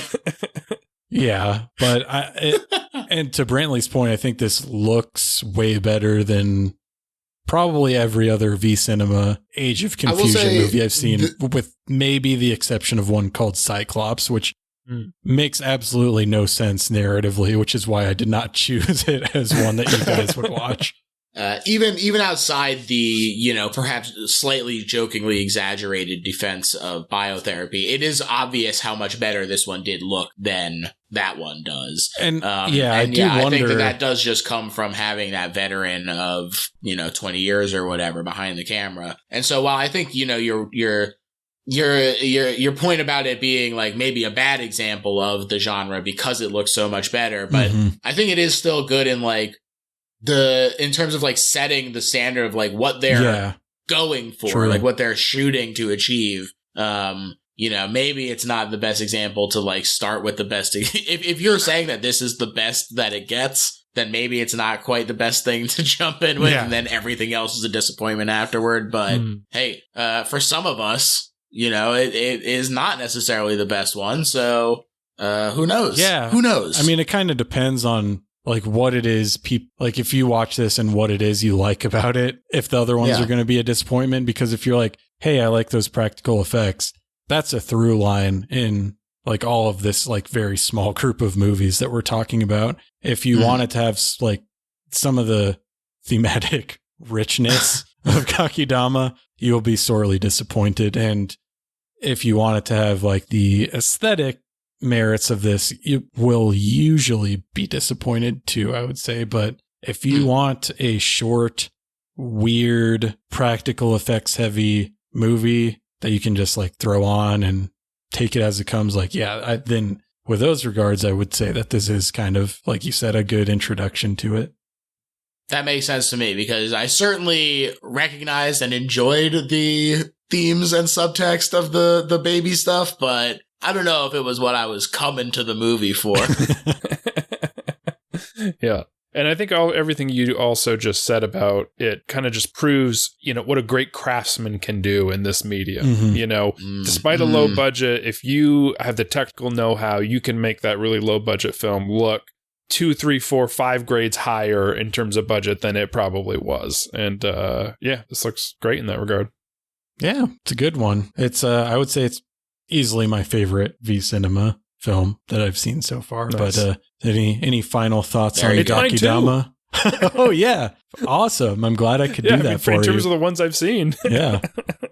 I think you'll want to gawk Idama at this one, folks, because it is a fun movie, and check it out. Agreed. I can't make any better of a pun than that, so I will have nothing else to add. But yes, please check it out. It was a lot of fun. It's 54 minutes long. If you like weird stuff like this, there's no reason not to watch it. It's a Gakidama long, so there you go. Yes. And then you have 30 minute making of feature that you have to translate yourself. Yeah. All right. Well, yeah, Gakidama. I think that's that. Absolutely. I mean, I feel like I could die and go to heaven if I made a movie as fun and entertaining as either of these. So hell yeah. Not above it at all. Yeah. So Biotherapy, our second film. It was released in 1986, produced by Nikatsu, which is one of the major production companies in Japan. It was directed by Akihiro Kashima, who did not direct any other films, although he did direct and serve as AD on a lot of television shows in Japan. Always the bridesmaid, never the bride. Yes. Except for this movie. Yeah, except for Biotherapy. He does have one time the bride. one other credit on Letterboxd, but it is an episode of a TV show, and it has been logged by 0 people. Boo! So yes. When I looked that up, you better believe I searched that out, and I'm like, I'm gonna try to buy that and translate it. So I'm gonna be the one. I'm gonna be the one. I mean, Jet Li. There you go. And same situation with the cast. Like, you wouldn't know them as an American because it alternates between I've only been in Biotherapy or I've been in 100 things, and somehow Biotherapy is the most popular thing I've been in. I actually know them, but probably Brantley wouldn't. Yeah. So Guilty. Sorry, I didn't recognize any. I apologize. They're really, I don't have any background on it other than that, because they're just, it's not out there. Although it's not out there. Hey, this is what I was talking about before, right? The information is simply not there. And so were I to be interested in finding the behind the scenes information on Biotherapy, how they made my favorite V Cinema movie. Yeah. Unfortunately, I simply cannot. Well, one of the footnotes in Tom Mez's dissertation is about a book. I can't remember the name off the top of my head. I did order it after reading that, but he was like, it was basically some book released in like the mid to later 80s that was like trying to form a canon of like the quintessential V cinema. And in this footnote, he's like, well, they didn't mention this movie, but they did mention like some super obscure Age of Confusion movie called Biotherapy. And I think they were right to do it, because it is very quintessential Age of Confusion V cinema. Mm-hmm. So this film opens with a shot of some gentle ocean waves hitting the shore before we dissolve to a shot of a starry night sky. A car drives down a dark, secluded road. There's a flash of light. Hold on. Go ahead. You're going so fast. We have to appreciate that this opening sequence is setting us up. We don't even know that it's going to be setting up the importance of the ocean in this the plot. stars. In the And stars. And that's fucking cinema, baby. The driver of the car, Date, played by Hirohisa Nakata, who is best known for his turn as helicopter onlooker in Godzilla vs. Biollante, nearly loses control of the car. He looks up and sees a bunch of shooting stars and says, "Dr. Hirose called me out here. I wonder if this is related to that." We then cut to Dr. Hirose's lab. He holds up 2 large vials side by side, one clear and one red, and he says, "Just as I thought, GT medicine. Its color is affected by shooting stars." Oh, it's a classic. Tale as old as time. Before we get too far away from this, I did just want to say I had a very real moment of when you said that his other credit was like helicopter onlooker in Godzilla vs. Biollante. I was like, God, I wish that was me. Like, that's just like the perfect amount of involvement in a Godzilla movie is to be like, yeah, I was fucking there. I watched him destroy some shit. I was the helicopter onlooker. That sounds fucking badass, and I'm jealous of him for sure. Nice. But yeah, this... you could do a lot worse than versus Biollante. Yeah. That's right. That's absolutely right. And I was just going to say, this is probably my favorite line of the whole movie. And what a way to like get us into it, because I was just like, oh, I know the type of movie I'm on board for. Okay, yes, so that was the other thing I wanted to say, is that this very much feels like Resident Evil to me. That this feels like the kind of nonsensical, the G virus is ready to infect the water supply. Like, I think it does let you know what kind of movie you're in for. And also, I think, whether they intend this or not, the level of silliness to sort of like prepare yourself for. And, you know, I think that approaching it like Resident Evil really helped this movie sing for me in terms of like it being this silly scientist virus plot and everything that is getting out of control. Okay, so 2 things on this. When we were talking about the beginning of Gakidama, I was talking about the impenetrable nature of V-cinema, and much to my dismay, neither of you really agreed because you were both very familiar with will-o-wisps. But did that come across at all at this one, where he's just like, GT medicine, the color is affected by shooting stars? I think yes, but it's so far in that direction that it became like I don't care. Okay, I get it. I don't care. Like, I don't need to know what G virus is or whatever, GT medicine, because I will never know. I'll never know what that is. So yeah, I just give up. Agreed. Yeah, absolutely. The second thing was that you're mentioning like Resident Evil. I think to me, it's sort of a hallmark of a lot of Japanese media, particularly anime, where at the front, they just have like this huge plot dump of like all of these very specific terms. I'm thinking of Genocyber in particular, where like, you know, the Vajra and the chakra and all this. This doesn't have that, but they do that in like the last 5 minutes of the movie. So yeah, sure. It's there. Also, Neon Genesis Evangelion, all the shit about like human ascension and all that stuff. They're like, all right, here it is. Learn it now because it's going to be referenced constantly without explanation again. Yep. So Hirose's in his lab, a bright light flashes, and suddenly Hirose is confronted by a David Lynch Elephant Man looking motherfucker. And I think, love it, George, you may have compared this to some sort of giallo, but for some reason I didn't draw that comparison, even though both of the villains in these movies are just guys in like black trench coats wearing black gloves and black hats. But I was like, yeah, this dude looks exactly like goth Elephant Man.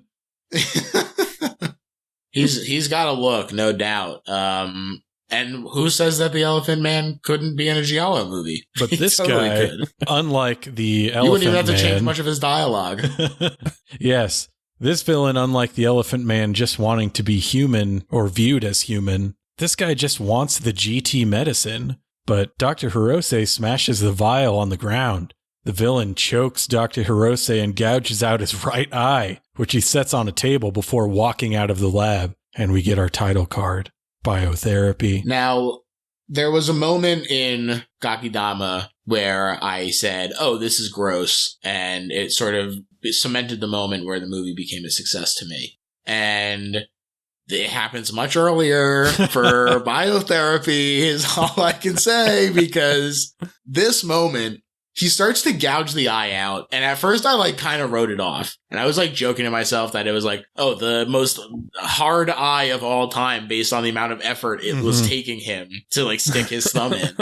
But then suddenly the guy wakes up in the middle and he starts screaming and this guy gets a grip on the whole eyeball and he starts ripping it out for real. And it just escalates a lot very quickly. It seems intensely silly in a way that, and it, also even tying in with the fact that you're oh, this medicine changes color because the shooting stars came by. It's all very silly. Also, the goofy, overlit nature of those daytime scenes and stuff.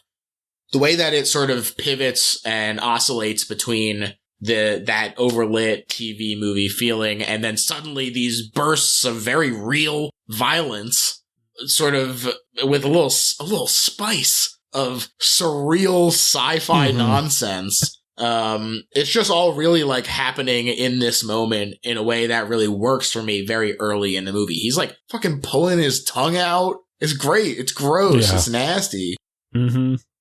Yeah. One of the things that it took several viewings of this for me to really connect. I was just this is like a Showa era. What if Invasion of Astro Monster was really fucked up? It's kind of the tone of the movie. It's couched in sort of a similar weird Showa era sci-fi that's really hard to put words to. It's very odd. It also has I mentioned Tetsuo earlier, and it has sort of a similar industrial score to me. We will probably talk a lot about that score. Oh, okay, all right. I look forward to it. After this, we go to another lab where two scientists, and also, just as an aside, it was very hard to take notes on both of these movies, particularly Biotherapy, because you go 3/4 of the way into the movie before they say character names. So I then had to oh my God, I can't tell you how many times for a movie I've had to be just calling them the man or the woman or they, and then go back and start just sprinkling in the name once I finally fucking learn it. So Control that I can F, keep lady scientist, replace. So we go to another lab where two scientists are doing nondescript research on fish. One of the scientists, a bespectacled young lady named Miss Shozawa, is typing furiously on the computer when suddenly something pops up. Report on GT medicine. If I had a nickel for every time top secret information just randomly presented itself to me on my computer, I'd be a rich man. My 1986 computer. Yes. When you've got the clearance to work on GT medicine, and you're in the same labs that they're worked on, this sort of sensitive information can present itself. And they just have to trust that these people will handle it appropriately. Fair enough. We then see a scene of Date pouring GT medicine into a fish tank. Then we immediately cut to Which is what I would call handling medicine appropriately and very responsibly. So that's exactly what I was talking about. Yeah. It's also nighttime when he's doing that for some reason. Time is a little weird in this one because Dr. Hirose, who we saw die in the first scene of the movie, is at this point in the movie shown berating the team of scientists, asking them which of them used the GT medicine without his permission. Date fesses up to using the GT medicine. He says he did it because he's the one that started the GT medicine research in the first place. He accuses Dr. Hirose of stealing his work, and Hirose says, I look down on you with disgust. We are not teacher and student anymore, which is basically the Japanese scientist version of I have no son. Yeah, it's pretty great. It also happens in Spooky Encounter. It happens in Spooky Encounter when the guy is oh, we're gonna be evil priests now and murder this guy, and the junior priest is I'm not so sure about murdering this guy, and the guy's you're no brother of mine. Get out of here, priest. Yeah, I think I look down on you in disgust is probably my favorite line from these two movies. Top notch. Mm-hmm. Date leaves, taking another scientist, Maeda, with him. Mr. Kanabara and Miss Shozawa are the two remaining scientists on Dr. Hirose's team, and they find out via a blurry computer screen that is only partially in frame that the GT medicine liquid allows animals to grow 10 times faster than normal.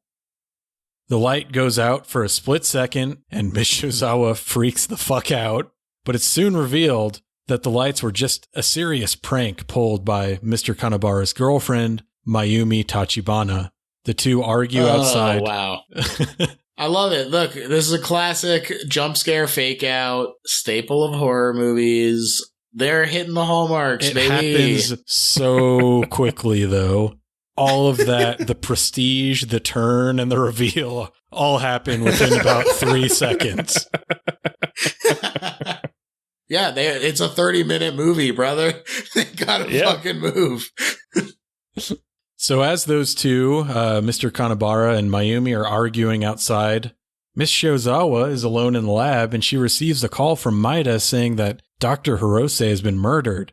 Just then, Miss Shozawa is attacked by the very same figure who killed Dr. Hirose. Where is the GT medicine? He asks her 3 times. And guys, how would you describe this villain's voice?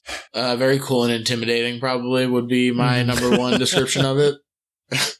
Yeah, I can't think of a better way to describe it. Definitely not warbly and heavily modulated in a way that is very silly and makes me laugh.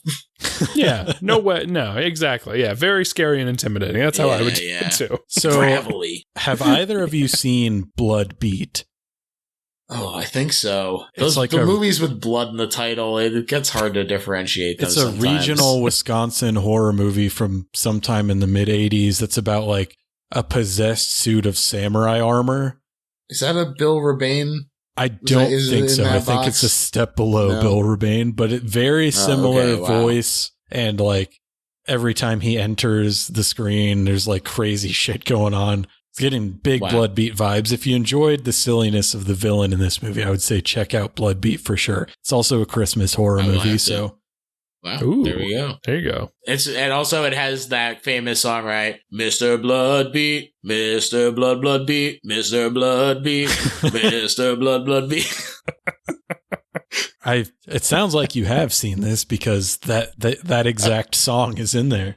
So as the villain is now in the lab, Miss Shozawa falls to the ground and her glasses go flying off, landing 2 inches in front of her on the floor. But glasses! Try as she might, she cannot find them. And I thought this was so funny because the glasses land on the floor just out of reach of her arm, and she keeps just moving her hand laterally, but never reaching any further so that she could easily find her glasses. Yeah. Good Chris, stuff. I noticed that you're not currently wearing glasses. Are you wearing contacts or are you okay? Because I was gonna say, as a glasses wearer, sometimes when they fall, you go, I'm sure that I am reaching where they are, and surely if I wiggle my hand in this one exact spot, I will come across these glasses. It messes with your depth perception. That's right. That's exactly right. I mean, I'm like a -6, so I have bad vision, but it's not nearly as bad as some other people's. Like, I can still like see differences in color. Certainly, if I had like black horn-rimmed glasses on, big time brag, really big time brag, and I'm really honestly uncomfortable right now with the level of hubris being displayed right now. Yeah, I didn't know this was that type of podcast. I don't know if I would have come on if I knew that. Icarus, let's see what happens when your eyes fly too close to the sun. Mm-hmm. My bad. I hope you can find it in your hearts to forgive me. First Brantley and now Chris. This is really... Yeah. I need to watch myself and make sure I don't have anything to apologize for by the end of this podcast. Oh, I'm sure you will. Couldn't be me. If you don't already. Wink, wink. No. Oh, no. So this guy steps on Miss Shozawa's glasses, and the villain says, "There is no substance on our planet that would create GT medicine, so I want the actual GT medicine." Miss Shozawa won't tell him where it is, and for that, she must pay. The masked villain stabs her with 3 broken test tubes to the chest before ripping her tongue out. Oh my God, it's so good. And you know what's going to happen as soon as he jams that first one in. And it takes a second for the blood to erupt out. And it's in that second that your delight grows. And you go, I know it's going to come. In that second that some guy off screen is priming the pump with his mouth to make the blood come out. Big inhale is happening in that second. More great practical effects. These really were, I mean, both movies really were great with the practical effects. And this one, and this death especially, were fantastic. But I also want to point out, we talk about seeing the seams. Mm-hmm. There's the writhing back and forth, which is very obviously just a fast forward and rewinding of like the footage, but like it was still very charming. You know, it was like this very like practical way of doing it. That it wasn't too like ridiculous, you know, that it felt like very over the top. Right. It was like, oh, okay. Like you notice it when you see it, but it wasn't like, I don't know, so egregious that you were just like rolling your eyes. It was just kind of like, oh, that's kind of fun that they, you know, were able to make the, I don't know, agony and torture last a little longer for her, I guess. Yeah, it's actually exactly as impressive as the slow motion when the aquarium drops in Gakidama, as now that we're talking about it. So, you know what? Good point. Good point. I'm seeing why Biotherapy was your favorite. Yeah. Some of the shots of like the test tubes in her chest and the blood spurting are shot in a similar black void to the dinner scene from Gakidama. So I definitely appreciated that. It's affordable housing. So outside the building and surrounded by a cacophony of birds, Mr. Kanabara is somehow able to hear the breaking of a test tube, and he and Mayumi run to Miss Shizawa's aid. And it is, I thought this was so funny how far they had to run and like how far away they were to where they could hear just like a test tube breaking. It really reminded me of Randy Quaid and Freaked with like styrofoam cup. That's funny. Yeah, it is. Look, maybe it pushes the boundaries of believability here and there, but who among us has not had a psychic connection with someone in our university or whatever the fuck this is, that our lab, that, and we could tell when they break something. You know, when you're the teacher, you can tell when the kids are being bad. You just feel it. True that. Of course, Mr. Kanabara and Mayumi arrive too late. She's already dead, and the two go to the police to report the crime. On her way out of the building, Mayumi is stopped by Maeda. He asks Mayumi to go to Dr. Hirose's lab and find his final research on GT medicine so that he, Maeda, can give the research to Date.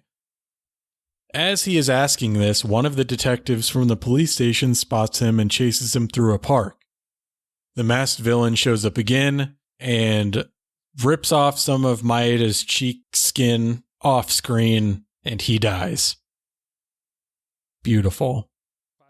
I was laughing to myself that, like, I keep, like, I don't know if this will get cut out or, like, trimmed or whatever, but there are these moments where, as a podcast host, I notice that Chris is giving us a chance to interject, and there's these brief lulls. But I don't have anything to say because he's doing such a great job of summing up this very easy to understand plot that is just like, yeah, that's exactly what happens. You're totally right. And I love that for the movie.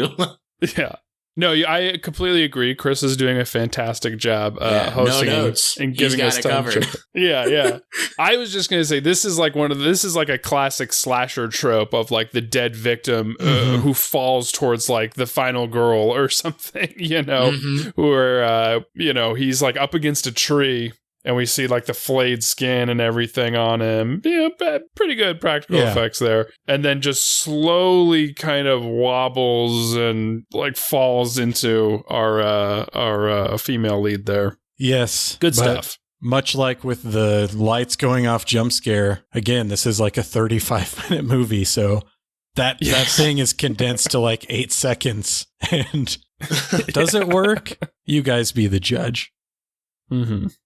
Mr. Kanabara and Mayumi go to the lab and search through Dr. Hirose's floppy disks, but the GT medicine isn't there. And once you know it, this guy shows up again, this masked villain, and he's asking for the GT medicine. But Mr. Kanabara throws some flour in his face and escapes with Mayumi, only to end up in a nondescript, hollowed-out building with the masked villain and 2 detectives from the police station. Now, I believe it's in this scene where our masked villain uses telekinesis to close the door on them without actually touching it. And I kept thinking, when does he use this again? Because he never uses these telekinetic powers ever again. And I couldn't help but think, if there is a flaw in this film, they introduced this one aspect that he never uses again throughout the rest of the film. Yeah, it's really more of just a flex. He's just saying, I could use this. I choose not to because I respect you as prey, like the predator does. Oh, interesting. Okay, you know what?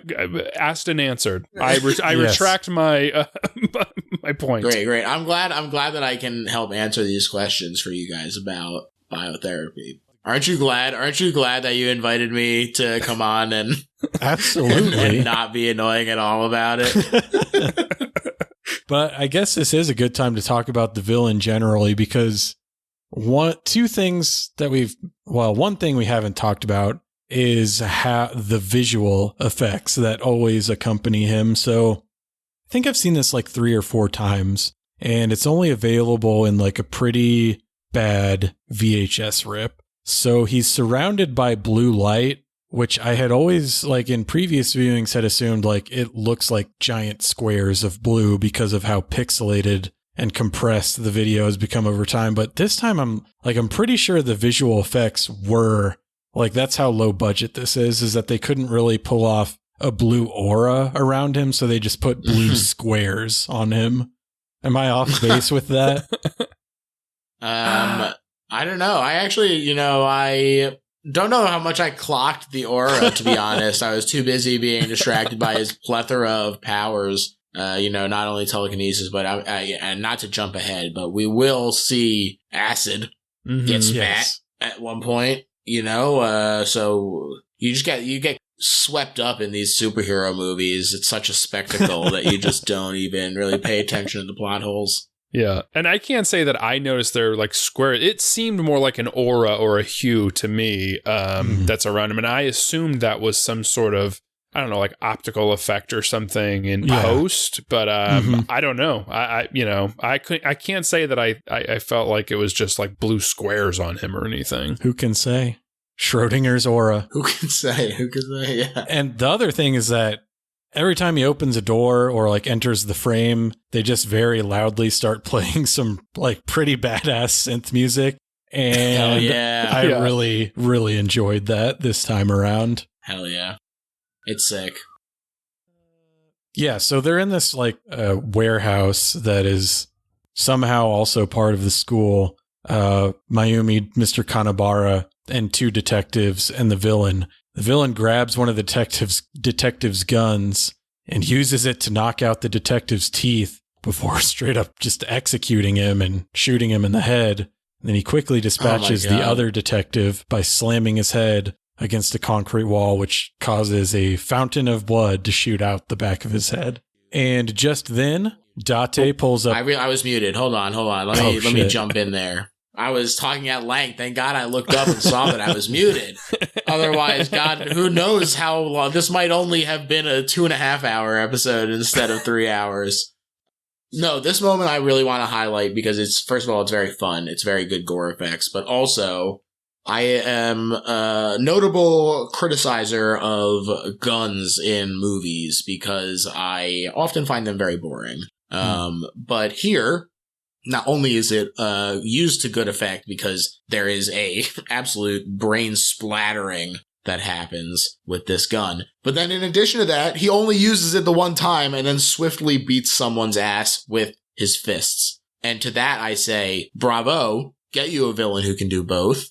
And it's acceptable to me to have this gun kata here when you also are doing actual fighting as well. Yeah, it felt a little bit like you're going to try to use your sad pathetic weapons against me? Ha ha! Let me use them against you and knock your teeth out with them, shove it into the back of your throat, and then blow your head off with it. It almost was like an FU of sorts to these police officers before going on to dispatch the second one in the way that he preferred. And I will just say, excellent squib work with the explosion of, whether it was a squib or not, or whether it was a tube that someone blew out of, whatever. It looked great, splattering against the wall there. Taste your puny earth weapon. Yes. And the sound effects, too, I think the teeth getting knocked out was possibly the most nasty, or maybe had the most visceral reaction from me, just because it's such like a, visceral thing of like just a metal tube on the gun, just like pushing, because it's not like he hits him. He like almost like pushes slowly to like push those teeth out of the gum. It's like, God, that just seems so like horrible. What a bad way to lose your teeth. Yeah, people should watch Bullet Ballet and Tokyo Fist as well by Shinya Tsukamoto. That guy fucking rocks. He does a lot of cool shit like that. Yeah, that's interesting. I feel like I kind of like gun violence in like horror movies because it's so not the norm that it's almost like, oh, that's interesting to me. Like I'm talking about even action, to be honest. For me, I would almost always have fist-to-fist confrontation. Certainly in action, because, it opens up a lot more possibilities for choreography, but I think there is just something pretty visceral about gun violence in horror movies that I seem to enjoy, especially, it's a weird example, but Halloween 4, where Michael stabs someone with a rifle. Big fan of that. Or Pumpkinhead stabbing people with rifles. I thought that was his niece who stabbed the guy with the gun. Or am I thinking of 5? That's when she fully... 5 is the one that is solely just Loomis yelling at a 6-year-old girl. That's right. Yeah. That's right. And we love it for that. Just then, Date pulls up in a car to rescue Mr. Kanabara and Mayumi. Mr. Kanabara asks Date why the GT medicine research was shut down, and Date explains, if GT medicine enters the water in large amounts, it's predicted that 99% of plankton will become completely extinct. The ocean's components will change. And if they change, what do you think will happen to the animals? And through several leaps in logic, Mr. Kanabara deduces that all life on the planet would die. That's the devil's research, Mayumi says. Another great line. And here's where the movie did kick up to me, because I'm like, oh, an environmental message. They're coming in strong. This movie means something. They're really trying to get a point across. And this is where it bumped up a level for me, for sure. Definitely. I think that this is as thematically rich as Gakidama. And you can really tell that there is sort of a message of like, this is a research-heavy institution, and they get a lot of their funding by the military often. Even a school like the one that I work at, they have partnerships that I don't agree with, but because they have a lot of research demands, there are some partnerships that are with companies that, do a little bit more like military type things, military applications of engineering type stuff, basically. And I think that this does play a little bit interestingly with the sort of like usage of the research, right? Even if it starts out as medicine, they're calling it GT medicine. The sort of ulterior application of it by this external force who is in pursuit of it for nefarious purposes, twists it. And it becomes a question of like, well, when does it become worth pursuing this scientific knowledge at the cost of potentially being misused? Is human curiosity its own end, or should it be curbed in pursuit of guarding the ecosystem and making sure that we don't accidentally destroy the environment through our mechanisms and just exploration of, chemistry and shit, all of this non-biodegradable stuff that we put into the environment is very similar to G medicine, if you think about it, or GT medicine. And that's the abstract for your dissertation, right, George? That's exactly right. I'm so glad that this has become the new project for me. I was looking for something to do after Best Little Horror House in Philly, and I think going back to school to really talk about biotherapy is really going to be rewarding for me. Nice. I can't wait to read it, and I hope your defense goes well. Thank you. So I actually did at one point consider doing a podcast called Gakidama Minute, where it's a minute-by-minute podcast about Gakidama, because it's, I don't know, there's just something very fun to me about doing a minute-by-minute podcast of something so inane and so, like, obtuse. But ultimately, I was like, even less people will listen to that than this. So who am I serving Honestly, other than myself? The Gakidama superfan community. Yeah. But that is Obviously. kind of a fascinating topic because obviously there was like the Star Wars Minute and that has such a massive fan base. But I do wonder what would be the, I guess, impact of a podcast or some other project that goes minute by minute for something that probably has a very, very, very niche audience. I'd be very curious, kind of. I almost want you to pursue that. Not that I want to put you through that, but just because I want to see what the effect of that is on the world. Well, hey. Yeah, and it'll be really interesting to compare with the competing Biotherapy Minute podcast that I start at the same exact time. Always well, a villain. Gakidama will go about 20 minutes longer than the Biotherapy Minute. Exactly. So, much like Best Little Horror House in Philly, I have an ending already in sight. Yeah. Well, rewatch Gakidama, pick your minutes, and I'll have you guys on. I can't wait. Wonderful. The three head to Dr. Hirose's lab in search of the GT medicine research. But wouldn't you know it, the masked villain shows up again. Who or what the hell are you? Date asks. Another great line. Who saw that coming? And the villain actually gives Date a very detailed answer to that question, which is...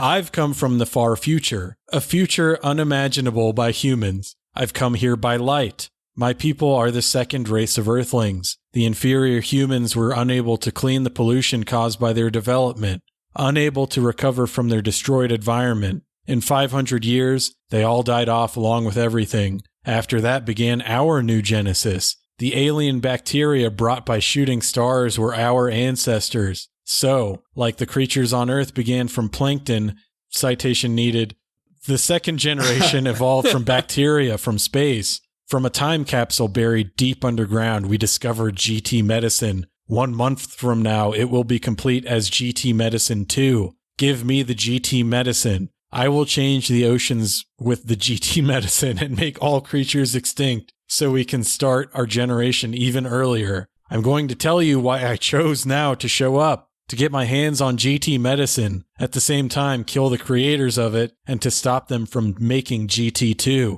Now was the perfect time. Say less, dude. It really makes you realize that someone should have asked him, who are you, much earlier. Yes.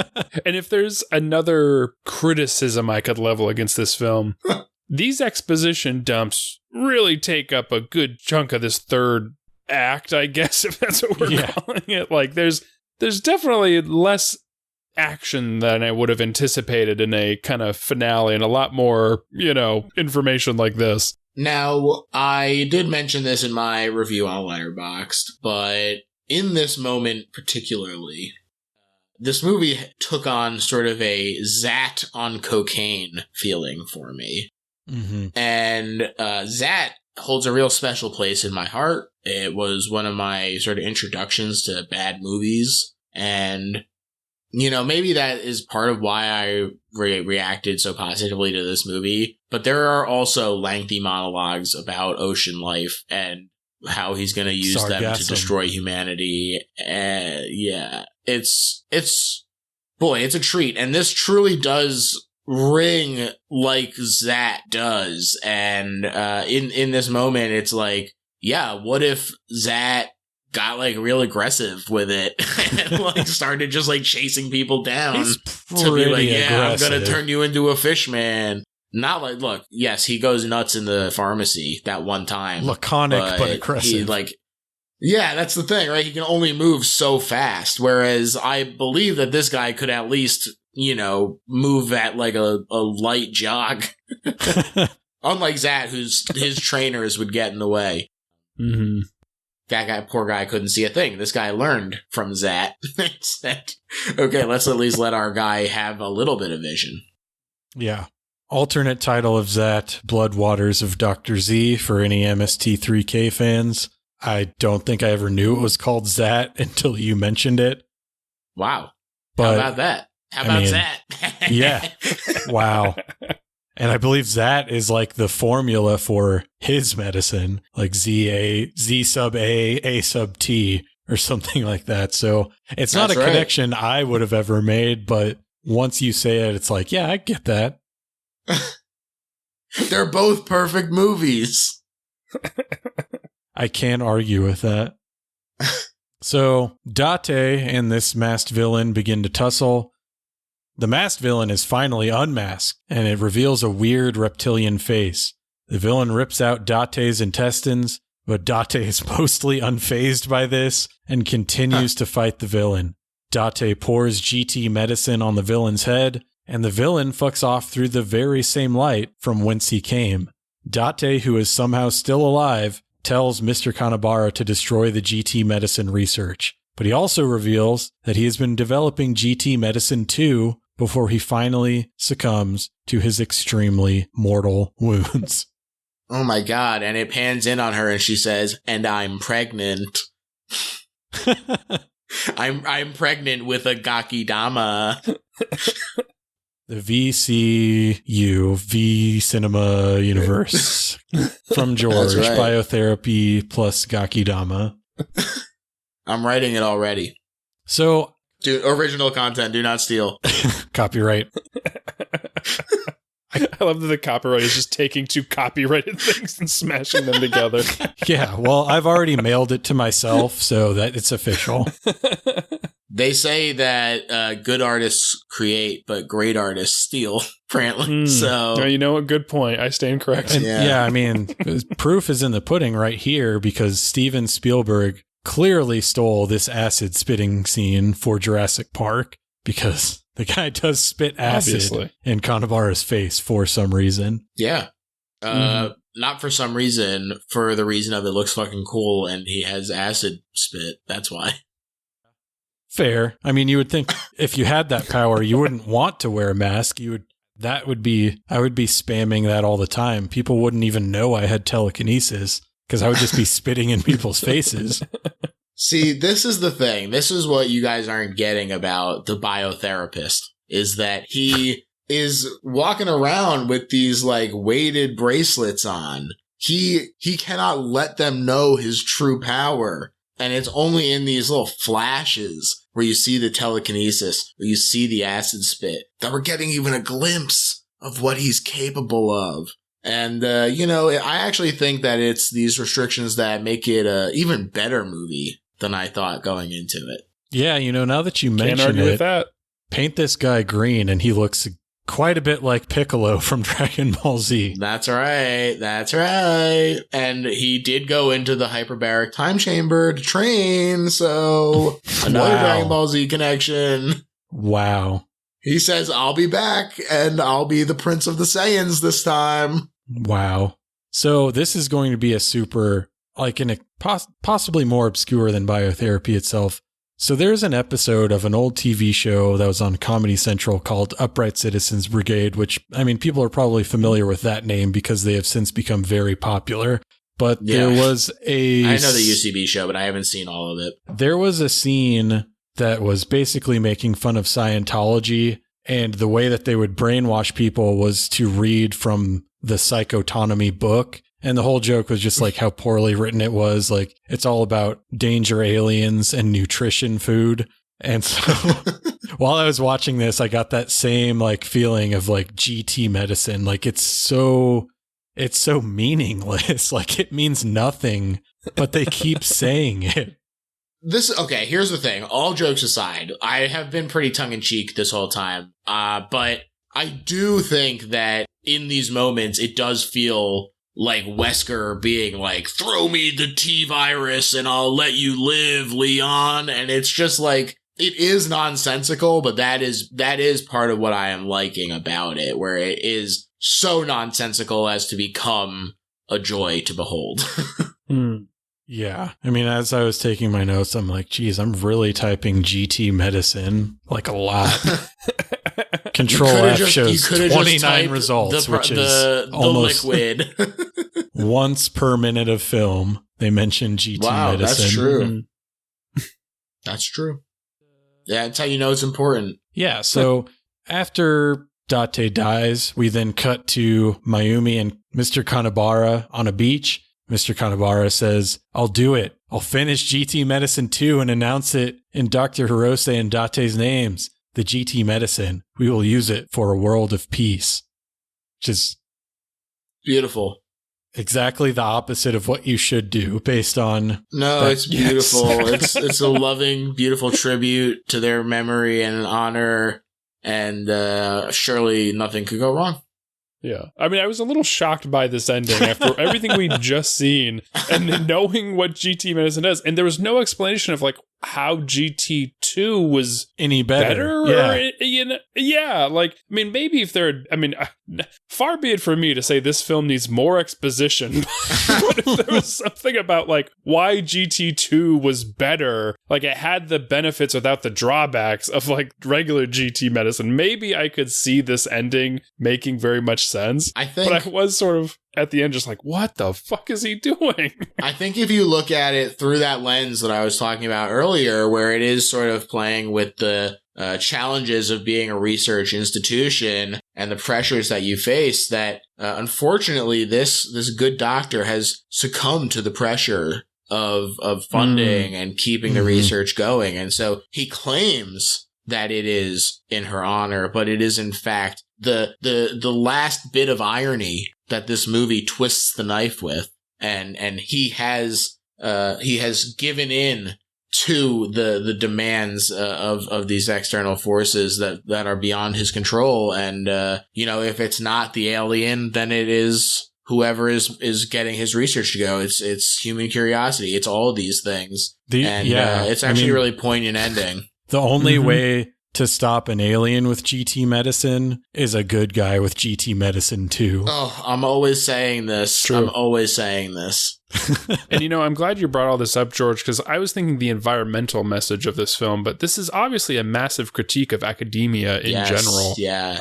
And I'm really seeing that now with your, very cogent analysis. Thank you. I'm just glad that I can spotlight the movie in this way. It's been a real passion of mine for as long as I've known about this movie. And I just am really honored to be able to bring it to everyone's attention. Beautiful. So, George, please explain to us why this is better than Gakidama. Look, I have been sort of talking about this at length already, but to me, it is the nonsensical nature of it is sort of like even more so than Gakidama. Like, yes, that's a low budget movie. Yes, it has all these challenges that are delightful to behold them overcome. And yes, it has a wonderful message, but those are the things that make it feel like even it is on another level than Biotherapy is. And I like to roll around in the mud with Biotherapy. Like that's where I'm at. And the fact that it is this very silly Zat on cocaine, Giallo villain going around fucking killing people, demanding to know where this fucking MacGuffin is, and just ripping out everybody's body parts. I think like 3 people get body parts ripped out of them by this guy. And it's delightful every time. And, I certainly very much enjoyed the eruption of the Gakidama from everybody in that movie. And I enjoyed the insane obsession, hunger that comes from giving birth to one of these Gakidama. But when it comes to my horror tastes, I'm a slasher boy at heart. And this guy just being an unstoppable force who is ultimately stopped. That's just my bread and butter, baby. Beautiful. So, Brantley, how did you feel about Biotherapy generally? And maybe why did you like Gakidama more?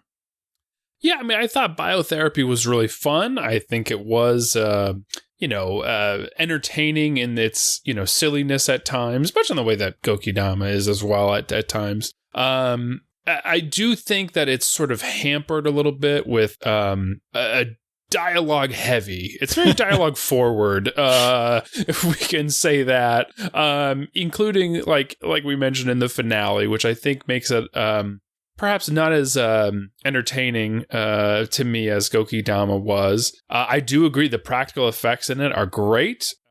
That being said, I just connected more with Gakidama. I think as a whole, it's an overall better film from a technical standpoint. It looks better. It's crafted better. I think the special effects are probably a little bit better for Gakidama. I'm a slasher guy too, but I will say I do love a puppet. I love a little creature in a horror movie, and the Gakidama was just such a blast. This little Japanese ghoulie, so to speak, was a fun film. So yeah, I just like Gakidama a little bit more, but both are great, and I recommend people check out both of them. Yeah, I mean, my vote is, I've made no secret, Gakidama, but I would not have shown or suggested Biotherapy if I didn't think that you wouldn't get something out of it. So definitely like both of them. I mean, how was your first experience, guys, with this little micro genre of film? I'm muted again. Thumbs up. I very much enjoyed my exposure to V Cinema. Certainly, here's the thing. I don't know that it would be the kind of thing that I am going to dive into myself, because it feels like the kind of thing that is difficult to sift through the bad examples of. But if somebody were like, hey, now that I know you're into this thing, here are some more good ones that you can check out, certainly I would be open to that and checking those out. Yeah, I think this was a great introduction. I think you came in with Gakidama, which I think you've already mentioned on this pod, is perhaps one of the best all-around ones. So maybe I've had this sub-genre spoiled for me, seeing one of the quote-unquote better Quite ones. Possible. Yeah, but these are both great, introductions, and a 55-minute and a 35-minute, that's an hour and a half. That's like a regular classic 90-minute. Not a tough investment. Yeah. To get in for. Exactly. Try two different, very disparate movies, and you're only committing to 90 minutes. Yeah. And I will say, you talk about that age of confusion. I think one of the nice things that come out of that is you have these oddly timed films that can have a market in that area. There's really not usually a market for shorts. A 30-minute movie outside of film festivals doesn't really have like a market where the filmmakers have an opportunity to recoup any of their funds. And I think this is a great thing coming out of that experimentation, that it creates a market for a shorter film like Biotherapy that now, almost 40 years later, we're talking about and watching and having a good time enjoying it. Hell yeah. And I'm going back to school to do a dissertation on. Exactly. And who's to say we ever would have had the chance to watch a 35-minute film like that if there wasn't a market for it because of V Cinema. Yeah, and actually, I guess these studio gatekeepers don't know what the fuck they're talking about.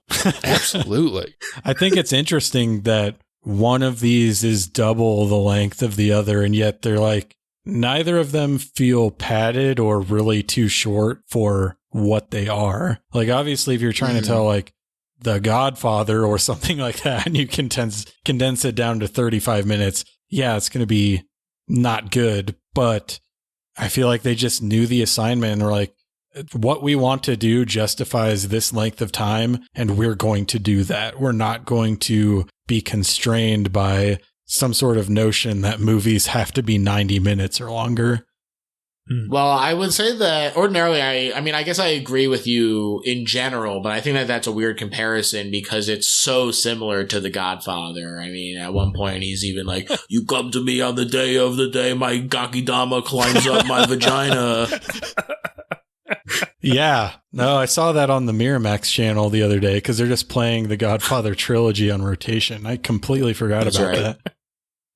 The Francis Ford Gakidama coda.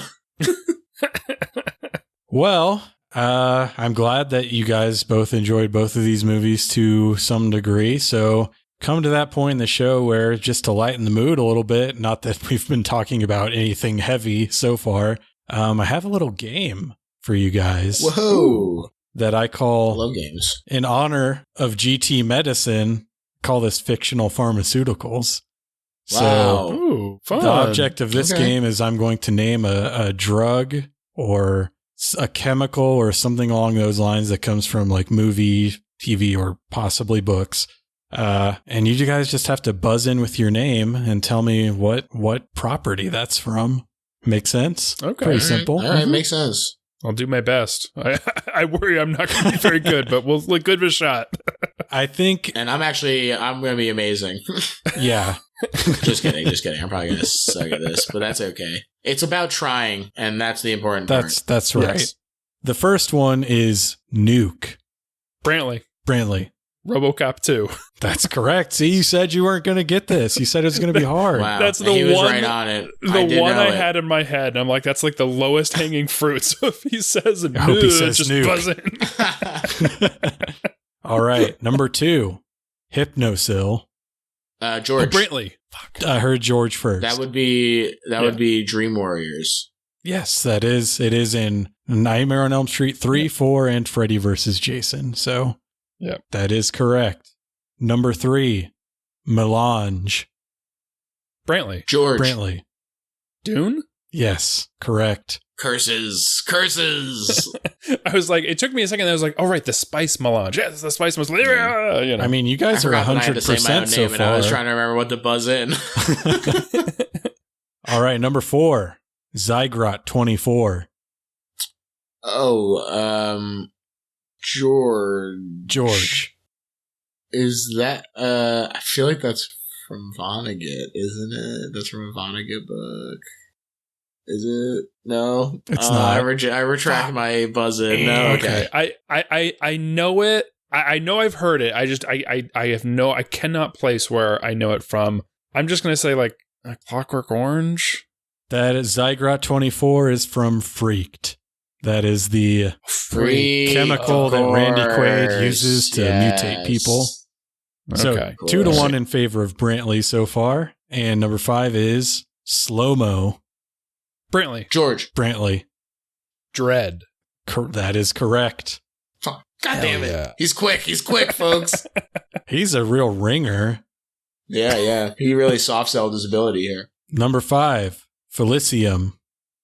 George. Elysium. I'm sorry, that is incorrect. Brantley for the steal. I had to take the guess, right? I have no idea. This is not ringing any bells to me, and I'm sure you're going to say something, and I'm going to be like, oh, I'm an idiot. I think you might know this one. It is from Star Trek The Next Generation. Oh, God it is damn it. From that episode where there's 2 planets, one is selling a drug to the other planet, and they're saying everyone on this planet has a sickness, and this drug is the only thing that's the cure, but the sickness is their addiction to the drug that they're selling. Whoa. All right, that's a good. You know, in my defense, there's like 7 seasons of Star Trek. I can't remember all the drugs they make. No, are you sure that it's not also in the Matt Damon vehicle Elysium? I've never seen it, so it could be. No one has seen it. That's what I'm saying. It could be in there, and no one would know. All right. Yeah, it's the drug you have to take so that the exoskeleton attaches to your back without too much pain. Exactly. That's how they send you back down to Earth. Kind of sounds like you've seen this movie, Brantley. You are the one that saw the movie. Wow. Quick, name one other person in that movie. Jodie Foster. Wow, okay, he did it. He's seen it. I believe him now. The problem is that I can't be sure that that's true. He could have said any name, and I would just have to believe him. Yeah. You'll never know. The next one is Bacta. George. Star Wars? That's correct. Oh, surprised you got that. Which Star Wars is that from? That's what Luke is in the Bacta tank. Yes, it is the liquid that rejuvenates you. Gotcha. And actually, okay. I am a huge Star Wars fan, and everyone knows this about me, so it's really not surprising to me that I got that one. Because I'm learning this because I never would have connected Gakidama to Rancor, so only a true Star Wars head would I make that talk about connection. Star Wars incessantly, and everyone knows this about me, so you're really getting a true glimpse here. So, score is 3-2 in favor of Brantley still. The next one is Temosil. Temosil. I know George. the name. I just can't. George. That's a real medicine. I'm sorry, it is not. Again, it's like I know I've heard it before. I cannot place what that's from. So it sounds more standard, not as sci-fi. So I don't know. I'm gonna say Clockwork Orange again. I don't know. That is from Arrested Development. It is the drug that, what is it? Dr. Funke's Good Time Family Band solution sells. That's real. That's real life. That's a documentary series. Haven't you seen the shooting style? Yeah, good point. Hey, I was right though. It's a more it sounded like a more grounded drug, and it was a more grounded thing. Mm-hmm. Still 3-2. Next one is Flintstones Chewable Morphine. George. Purely a guess, but I'm gonna say, what the heck is that movie with the 3 shells? What the heck is that movie? I have no with idea Wesley what you're Snipes. talking about. Demolition Man. Sorry. Clearly not no. the answer. It felt like it would be like that or like Idiocracy or something like that. I'll go with the other Sly Stallone film from the 90s. And I said Dredd earlier, so I'll say Judge Dredd. I'm sorry, that is from The Simpsons. Wow. Simpsons did it. Yeah. Still locked in at 3-2. Next we have Tough battle. Ephemeral.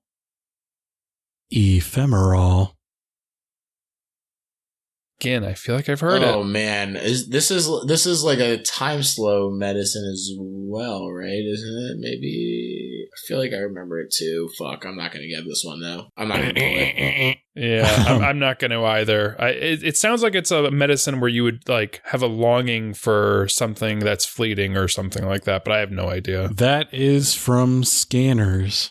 And it's been a while since I've seen it, but I feel like it's their like thalidomide equivalent where like the they talk pregnant about women. it in the Scanner Cop too.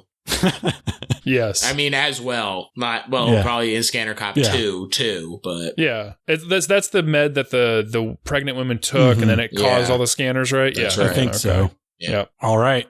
3-2. Still anyone's game, but we only have 2 left. See, I ran out of steam here. I got the low hanging ones. After that, I'm here's where I overtake and win. Yep. Super cool.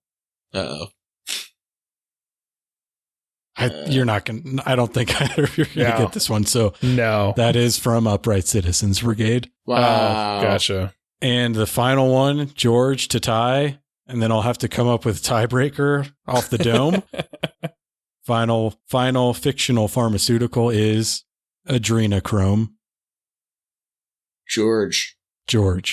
It's in the Viagra Boys song called Adrenochrome. Sorry, that is incorrect. What? It is technically correct. Again, I know I've heard this. I have no idea. I mean, besides, isn't that what all the conspiracy theories are? Yeah, for lizard people. It is also that.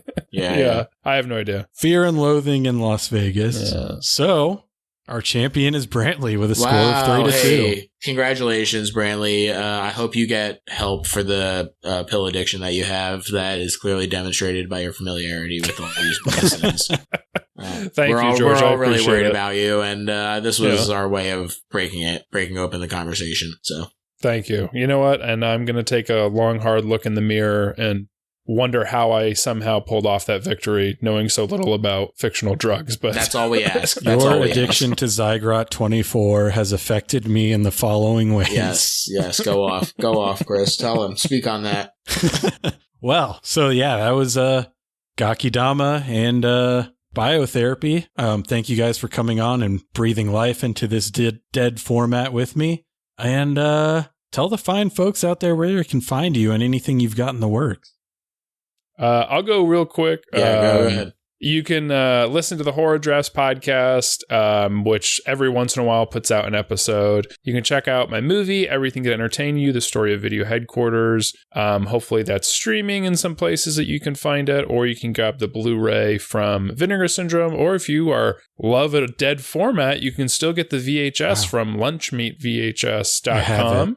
Yeah, and if you want to listen to any of the research I do, you can listen to the With Gorley and Russ podcast. But that's really about it. I'm going to now throw it to George because he's got much more bigger and better fun things to promote. So go for it, George. Not true. I'm going to throw my plug behind Brantley's plug.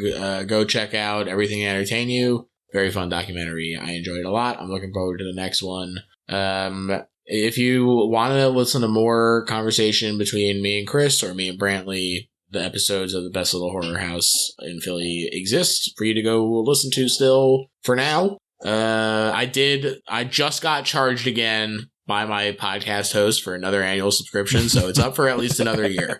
So nice. you have that time. But Brantley and I talked about The Hitcher, so you can check that out. Chris and I talked about It's Alive and It's Alive 3. It's Alive, a very fun episode, but very early in the podcast life, so podcast was still kind of finding its feet.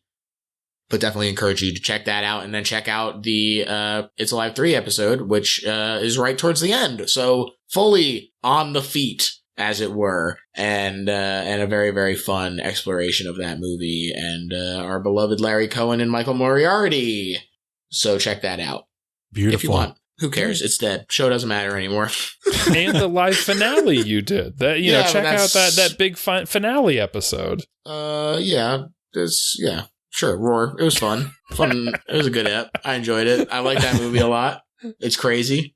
Cats. They filmed around cats. That's crazy. They shouldn't do that. Don't do that. Don't film around wild animals. Don't. Well, yeah. So on behalf of Brantley and George, I'm Chris. This has been Dead Formats. If you have any questions about the show, or if you have a dead format topic that you'd like to hear me cover, or if you have any suggestions for potential guests, please reach out. You can email me at deadformatspod@gmail.com, or you can reach out to me on Instagram at deadformatspod. Thanks for listening.